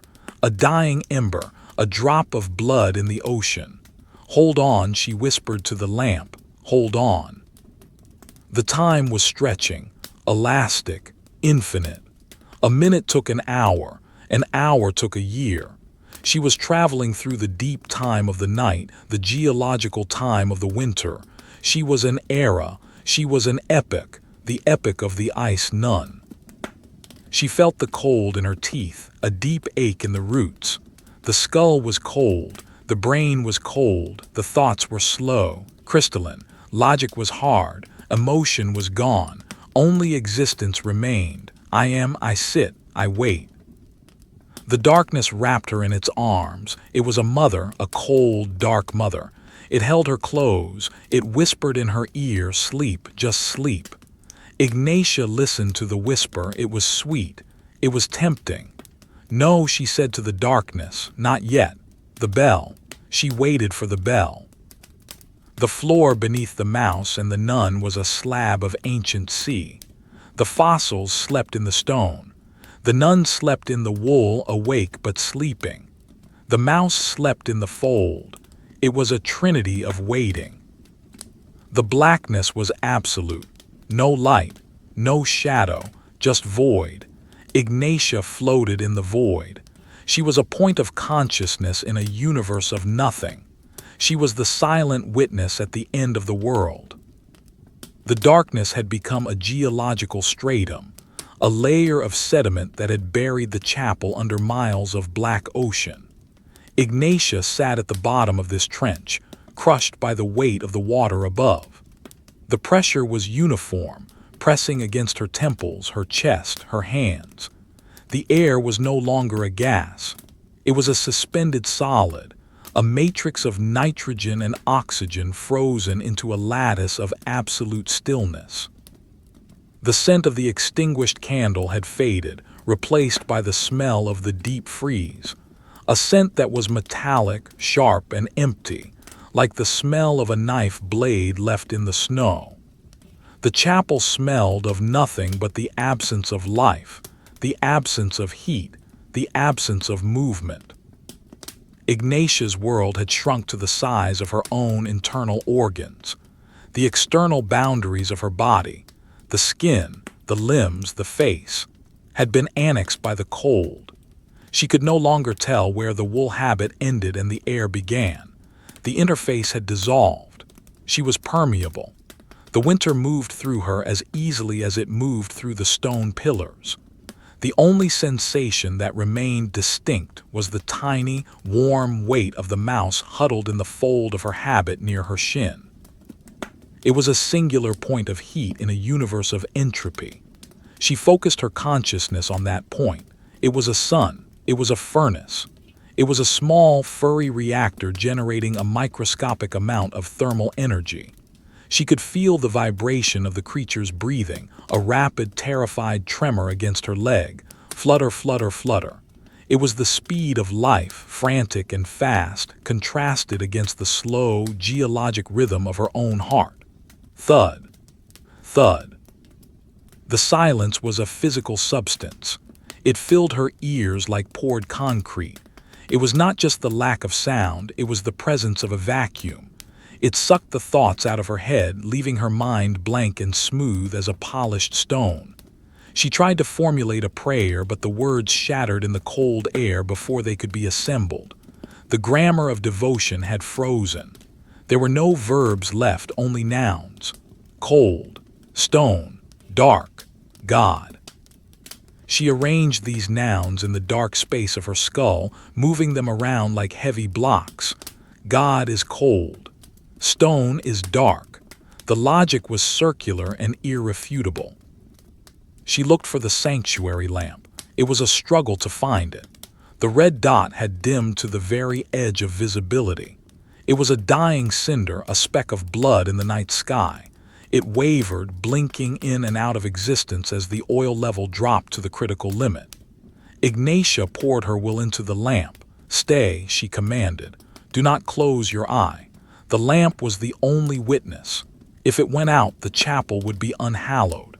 It would be just a cave. She stared at the red speck until her eyes watered, the tears freezing in the corners, turning into tiny grains of salt and ice. The texture of the darkness was grainy. Her visual cortex, starved of photons, began to generate its own noise. She saw vast fields of gray static, like snow falling in a dark room. She saw geometric patterns, tessellated triangles of darker black interlocking and shifting. They were the patterns of the floor tiles, imprinted on her memory, projected onto the void. She watched the patterns spin slowly, clockwise, counterclockwise. It was a kaleidoscope of exhaustion. The patterns were colorless, composed of shadow and shade. They were the dreams of the optic nerve. Her breath had changed. It was no longer a cloud she could see, but a texture she could feel. The moisture in her exhalation froze instantly upon leaving her lips, creating a tiny, localized snowfall on her chin and the collar of her wimple. She could feel the crust of ice growing on the linen. It was stiff, scratching her neck with every small movement. She was becoming encrusted. She was a reef, and the ice was the coral growing upon her. She imagined herself covered entirely in frost, a white statue kneeling in the dark, preserved for centuries. The wind outside had ceased its conversation with the building. The silence was total. The storm had passed, or it had settled directly overhead, the eye of the winter cyclone resting on the convent roof. The lack of wind made the cold feel even more intense. It was a stillness that penetrated. Without the wind to buffet the walls, the cold seeped in through the pores of the stone, a slow, osmotic invasion. The temperature inside the chapel equalized with the temperature of the night, -degrees. The numbers didn't matter. The sensation was absolute. Ignatia felt a sharp pain in her right shoulder. The muscle had spasmed, locking into a hard knot of tension. The cold had shortened the fibers, pulling the tendon tight. She did not move to relieve it. She accepted the pain. It was a signal that she was still biological. Stones do not have cramps. She examined the pain with a detached curiosity. It was a hot spike in a cold field. It pulsed. Ouch, ouch, ouch. She breathed into it. She imagined the breath wrapping around the knot, cooling it, turning the pain into numbness. Slowly, the spike dulled, fading into the background radiation of the general ache. The mouse shifted. It turned around in the nest of wool, scrabbling with tiny claws. The sensation was startlingly intimate, a living thing moving against her leg. Ignatia felt a rush of protectiveness. She was the guardian of the mouse. She was the cathedral of the mouse. She held her leg perfectly still, locking the muscles of her thigh so as not to disturb the guest. Sleep, little brother, she thought. The night is long, but the wool is thick. The mouse settled again, pressing its side against her shin. The heat transfer was infinitesimal, but to Ignatia it felt like a branding iron. A point of contact, a proof of life. The darkness distorted her sense of scale. She felt immense, expanding to fill the nave. Her head touched the ceiling, her hands held the pillars. Then she felt microscopic, a speck of dust on the floor. The boundaries of the self were fluid. She was the chapel. She was the darkness. She was the cold. This was the mystical union of the frieze. The I had dissolved. There was only the it, the experience of the night. A timber in the roof gallery cracked. Bang. The sound was like a cannon shot in the library. It was the loudest sound in the history of the world. Ignatia's heart jumped, a single violent contraction that hurt her chest. Thump. The echo of the crack rolled around the nave, bouncing off the stone walls, decaying slowly into a sinister whisper. Crack. Ack. Ack. CK. The silence rushed back in, seemingly angry at the interruption, heavier than before. The building was suffering. The wood was screaming. Ignatia offered a silent prayer for the beams. Hold up the stone, brothers. Do not let the roof fall. She tasted the air. It was dry, alkaline, and bitter. It dried out the mucous membranes of her mouth until her tongue felt like a piece of sandpaper. She could feel the ridges of her own palate, dry and hard. She longed for the chalice, the wine, the water, the wetness. But the desire was distant, an intellectual concept of thirst rather than a physical urge. Her body had passed the point of signaling for water. It was in conservation mode. It would not waste energy on signals that could not be answered. The darkness seemed to possess a weight. It pressed down on her eyelids, forcing them to droop. She fought the gravity. Open, open. She widened her eyes, staring blindly into the abyss. If she closed them, the sleep would come instantly. It was waiting right behind her eyes, a warm, black tide ready to wash her away. She used the fear of the sleep as a weapon. Sleep was failure. Sleep was death. She had to be awake when the bell rang. The bell. The concept of the bell was the only future she had. She thought of the bell rope in the narthex. It was made of hemp, thick and rough. It would be frozen now, stiff as a rod. The bell ringer would have to break the ice on the rope to ring it. She imagined the sound of the bell, the deep bronze gong. It would shatter the silence. It would break the spell of the ice. She yearned for it. She dreaded it. The bell meant the end of the vigil, but it also meant the beginning of the day. The cold walk to the washroom. The cold water on the face. The cold refectory. The cold was not just for the night. It was for the life. The frost on the floor had grown into a thick carpet. If she could see it, she knew it would be beautiful. A garden of white crystals, ferns and flowers of ice blooming on the black stone. She imagined the crunch of her sandals on the frost when she finally stood up. Crunch, crunch. It would be the sound of walking on glass. She wondered if her feet would work. They felt like wooden prosthetics attached to her knees. She wiggled her toes. No sensation. She sent the command again. Wiggle. She felt a phantom twitch, a ghost of movement deep inside the block of ice that was her foot. It was enough. The connection was still there, buried but unbroken. The The sanctuary lamp flickered. A draft had found it.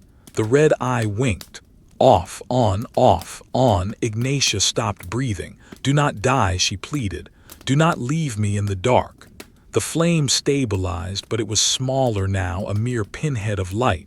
The oil was almost gone. The lamp was burning on fumes. It was the final countdown, the race between the dawn and the dark.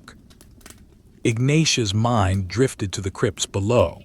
The rows of stone coffins, the bones of the sisters who had come before. Sister Maria, Sister Benedicta, Sister Scholastica. They were down there, wrapped in moldering linen, their hands clasped just like hers.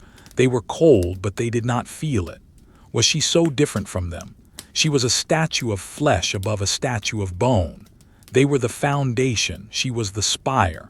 They held her up. She felt their presence rising through the floor. A community of the silent. The air in the choir stall felt crowded. The darkness was not empty, it was full of presence. The shadows seemed to lean in, curious, pressing against her shoulders. She felt a touch on her veil, a light brush like a cobweb. It was just the draft or the settling of the fabric, but it felt like a finger. Touch. She did not flinch. She was beyond fear. If the ghosts of the winter wanted to touch her, let them. She was one of them now. She began the 10th psalm. Confite mene Domino. Give thanks to the Lord. The gratitude was hard to find. What was she thanking him for? For the cold, for the dark, for the pain? Yes, for the endurance, for the capacity to suffer, for the strength to sit still while the world froze. She thanked him for the mouse. Gracious agimus tibi, we give thee thanks, for the small warmth, for the beating heart. The texture of the kneeler under her knees, or where she imagined them to be, was like iron. The leather had frozen hard. It did not yield. It dug into the bone. The pain had returned, a dull, grinding ache that radiated up her thighs. It was a grounding pain. It reminded her of gravity. It reminded her that she was heavy, that she was made of matter. She leaned into the pain. She used it as a focus point. Here is the pain. Here am I. The smell of the chapel changed again. A faint scent of morning. No, it was too early, but the air felt thinner, less oppressive. The heavy, blanket-like quality of the darkness was lifting slightly. It was a subtle shift in the atmospheric pressure. The barometer was rising. The storm was over. The deep freeze of the pre-dawn was setting in. The coldest hour. The hour when the mercury hits the bottom of the glass. Ignatia felt a shiver of anticipation. Not a physical shiver, but a mental one. The turn of the tide.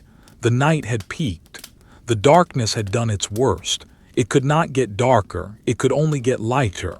The thought was a lifeline. She grabbed onto it. It will end, she told herself. The sun exists. The sun is coming. She visualized the sun, a ball of fire, a nuclear explosion. It was 93 million miles away. It felt further. It felt like a fiction, but she believed in it. She constructed the sun in her mind, yellow, hot, blinding. She warmed her hands at the mental fire. It didn't work. Her hands remained cold, but her mind felt a little brighter. The mouse moved again. It was waking up. Or perhaps it was just dreaming. A tiny twitch of the whiskers against the wool. Ignatia smiled in the dark. A facial muscle contraction that cracked the dry skin of her lips. The smile was invisible, but it changed the shape of her face. It softened the mask of the vigil. She was not just a statue. She was a woman with a mouse in her pocket. The silence was waiting. It was holding its breath. The building was tense. The stone was listening. For what? For the first bird, for the first light, for the bell. Ignatia listened with the building. She became a giant ear. She heard the blood in her head, swish, swish. She heard the settling of the dust, tick. She heard the nothingness. The cold had reached her heart. She felt it inside her chest cavity, a cool mist surrounding the pericardium. Her heart was beating in a refrigerator. It slowed down even more to compensate. Thump, thump. It was the rhythm of hibernation. She was a bear in a cave. She was a seed in the ground, waiting for the spring.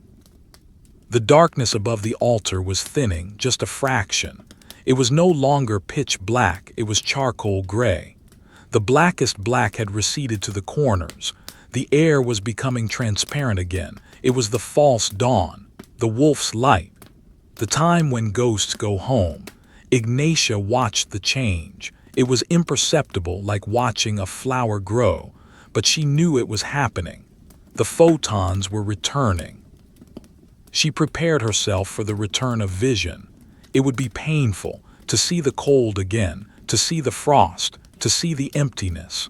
The darkness had been a kindness hiding the severity of the winter. The light would reveal it all. The frozen walls, the dead candle, the gray world. She steeled herself. Let the light come, she thought. I am ready. She checked her posture, spine straight, head up, hands clasped. She was a soldier on parade. The inspection was coming. The dawn would inspect her. It would find her at her post. It would find her unmoving. The wind returned for one last sigh. A long exhalation through the eaves. H-H-H-ha.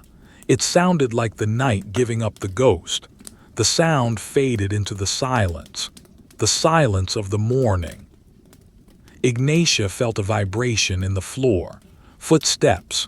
No, too early. It was the vibration of the bell tower. The ringer was climbing the stairs. She felt the impact of his feet on the wooden steps high above. Thump, thump, thump. He was coming to wake the world. She took a deep breath, the deepest breath of the night. The air was sharp, crystalline, perfect. It filled her lungs with the essence of winter. She held it. She let it go. The mouse stopped moving. It was listening too. The lamp flickered one last time and held. The nun waited. The darkness held its breath. The darkness had begun to dilute. It was not a sudden arrival of light, but a slow, begrudging retreat of the absolute black.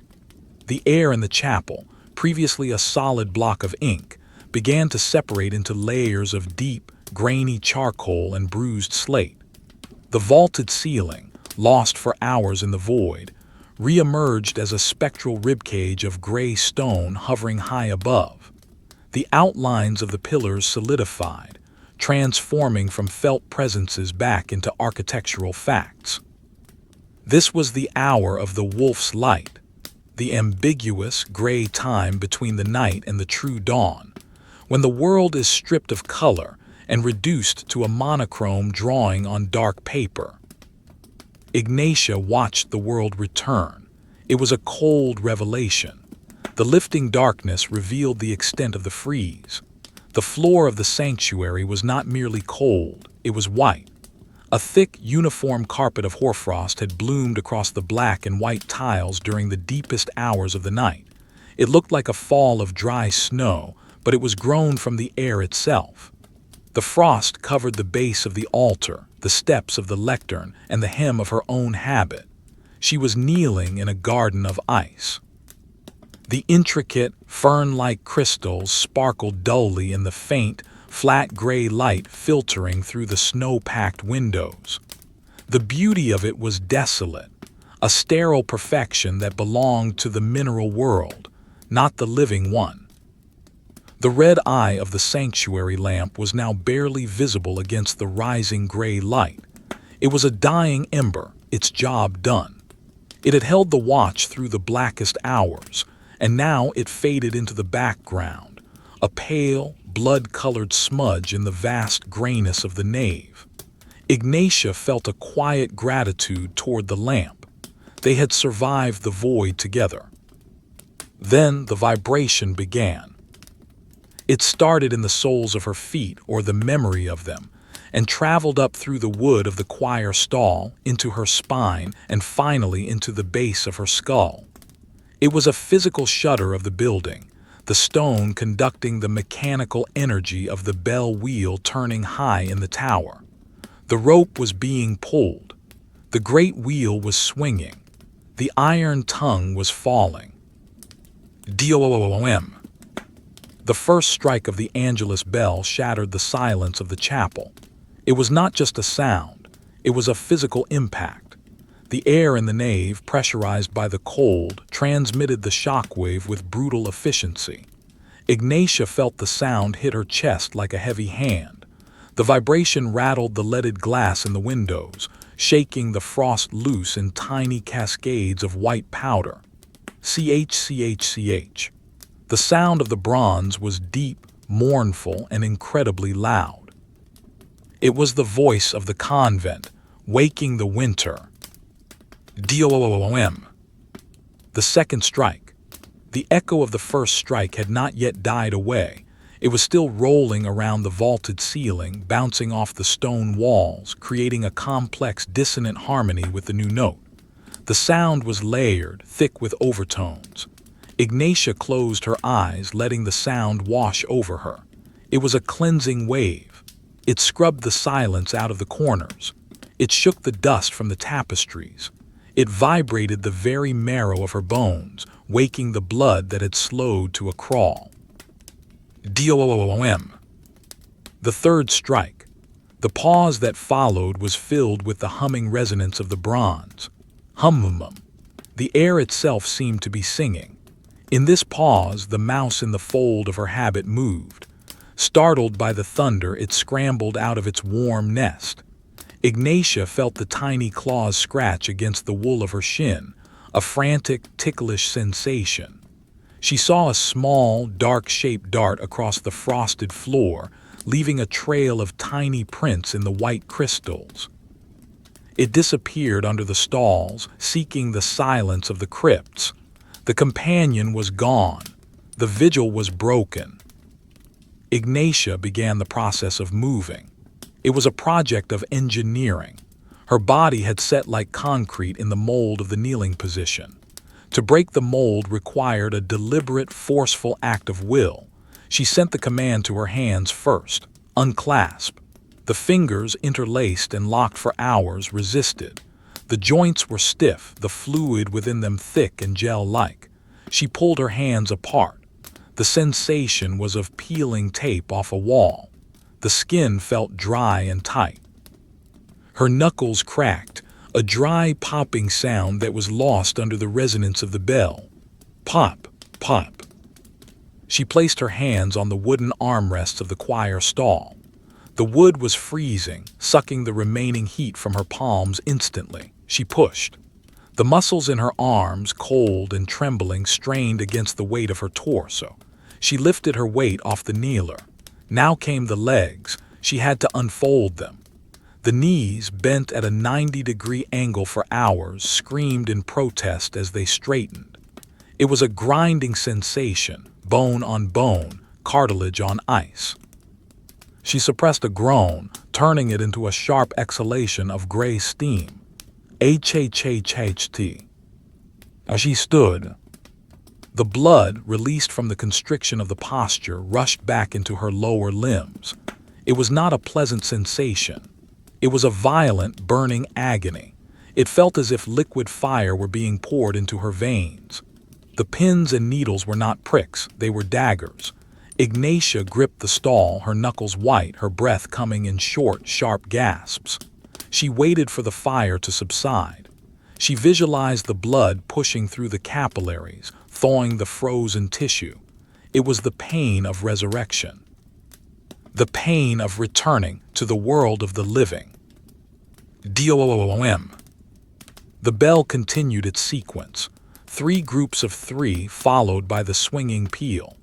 The rhythm was the heartbeat of the morning. Ignatia stood in the stall, swaying slightly, waiting for her legs to remember how to be legs. She looked down at the kneeler. The leather held the deep impression of her knees, 2 dark hollows in the frost-rimmed pad. It was the physical evidence of her night, a sculpture of endurance. The candle sconce held the wreckage of the light. The puddle of wax had frozen into a hard, white scar on the iron. The wick was a fallen, black thread buried in the ice wax. It looked ancient, like a relic from a forgotten age.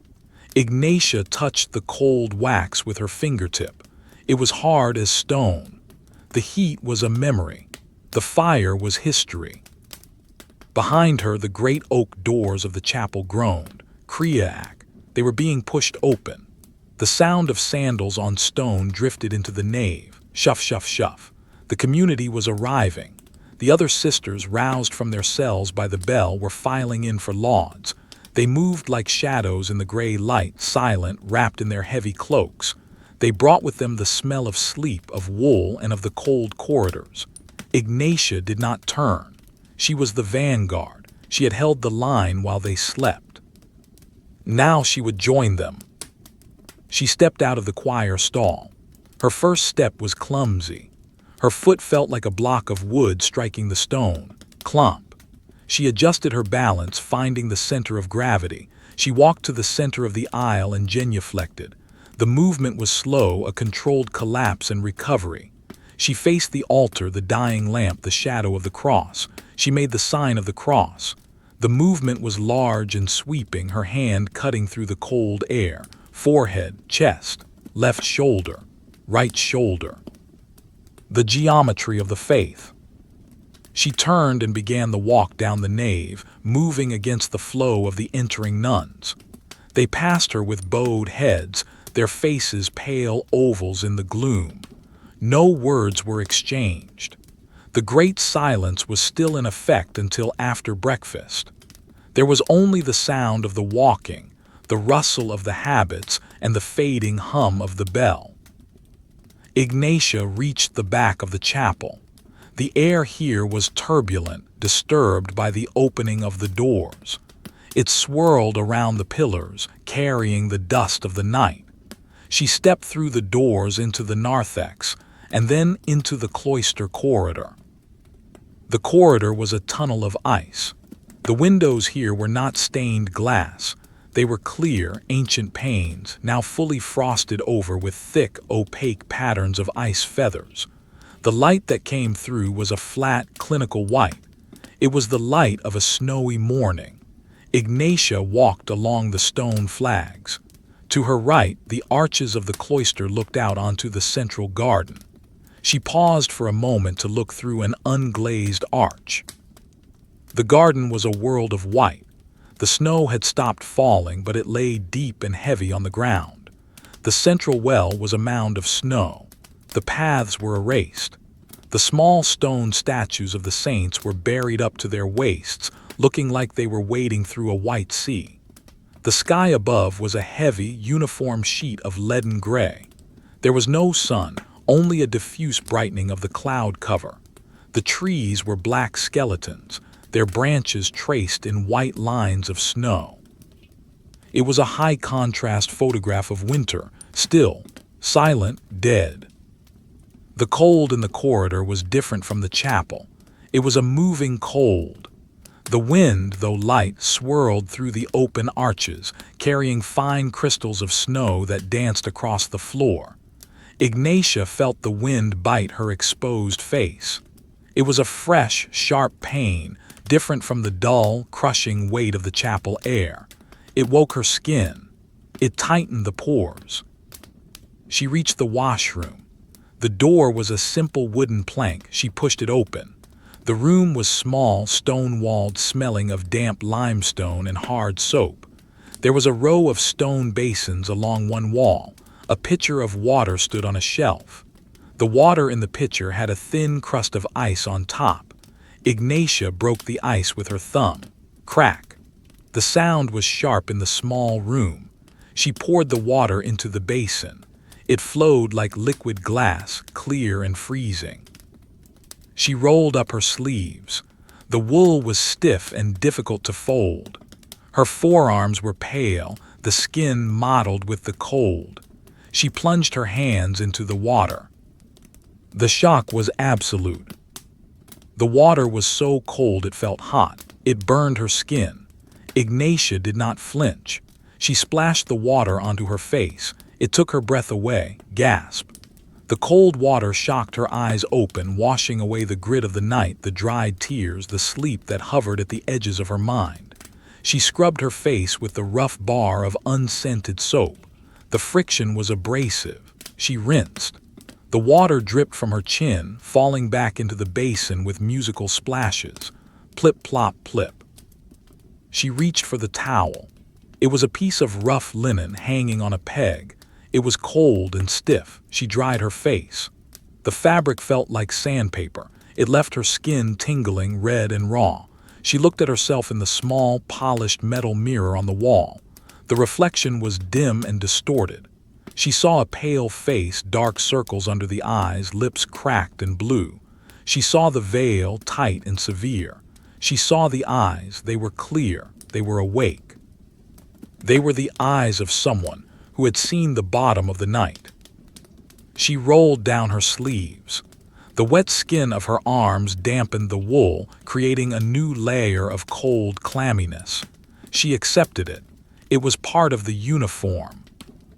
She left the washroom and walked towards the refectory. The smell of porridge and weak tea drifted down the hallway. It was a warm smell, a smell of survival. Her stomach tightened, a sudden, sharp reminder of her hunger, but she did not hurry. She walked with the slow, measured pace of the order. Step, drag, step, drag. She passed the window that looked out towards the east. The gray light was strengthening. The clouds were thinning just enough to reveal the suggestion of a lighter gray behind them. The sun was there, somewhere, fighting its way through the atmosphere. But down here in the stone corridors, the shadow remained. Ignatia thought of the chapel. It was empty now, save for the sisters chanting the psalms. The candle was dead. The mouse was gone. The frost was still there, covering the floor, waiting for the body heat of the congregation to slowly melt it away. By noon, the floor would be wet and black. By evening, it would be dry. By night, it would freeze again. The cycle was perfect. She reached the door of the refectory. She paused, her hand on the iron latch. She took a breath. She could still taste the smoke of the extinguished candle on her tongue. She could still feel the phantom pressure of the nailer on her legs.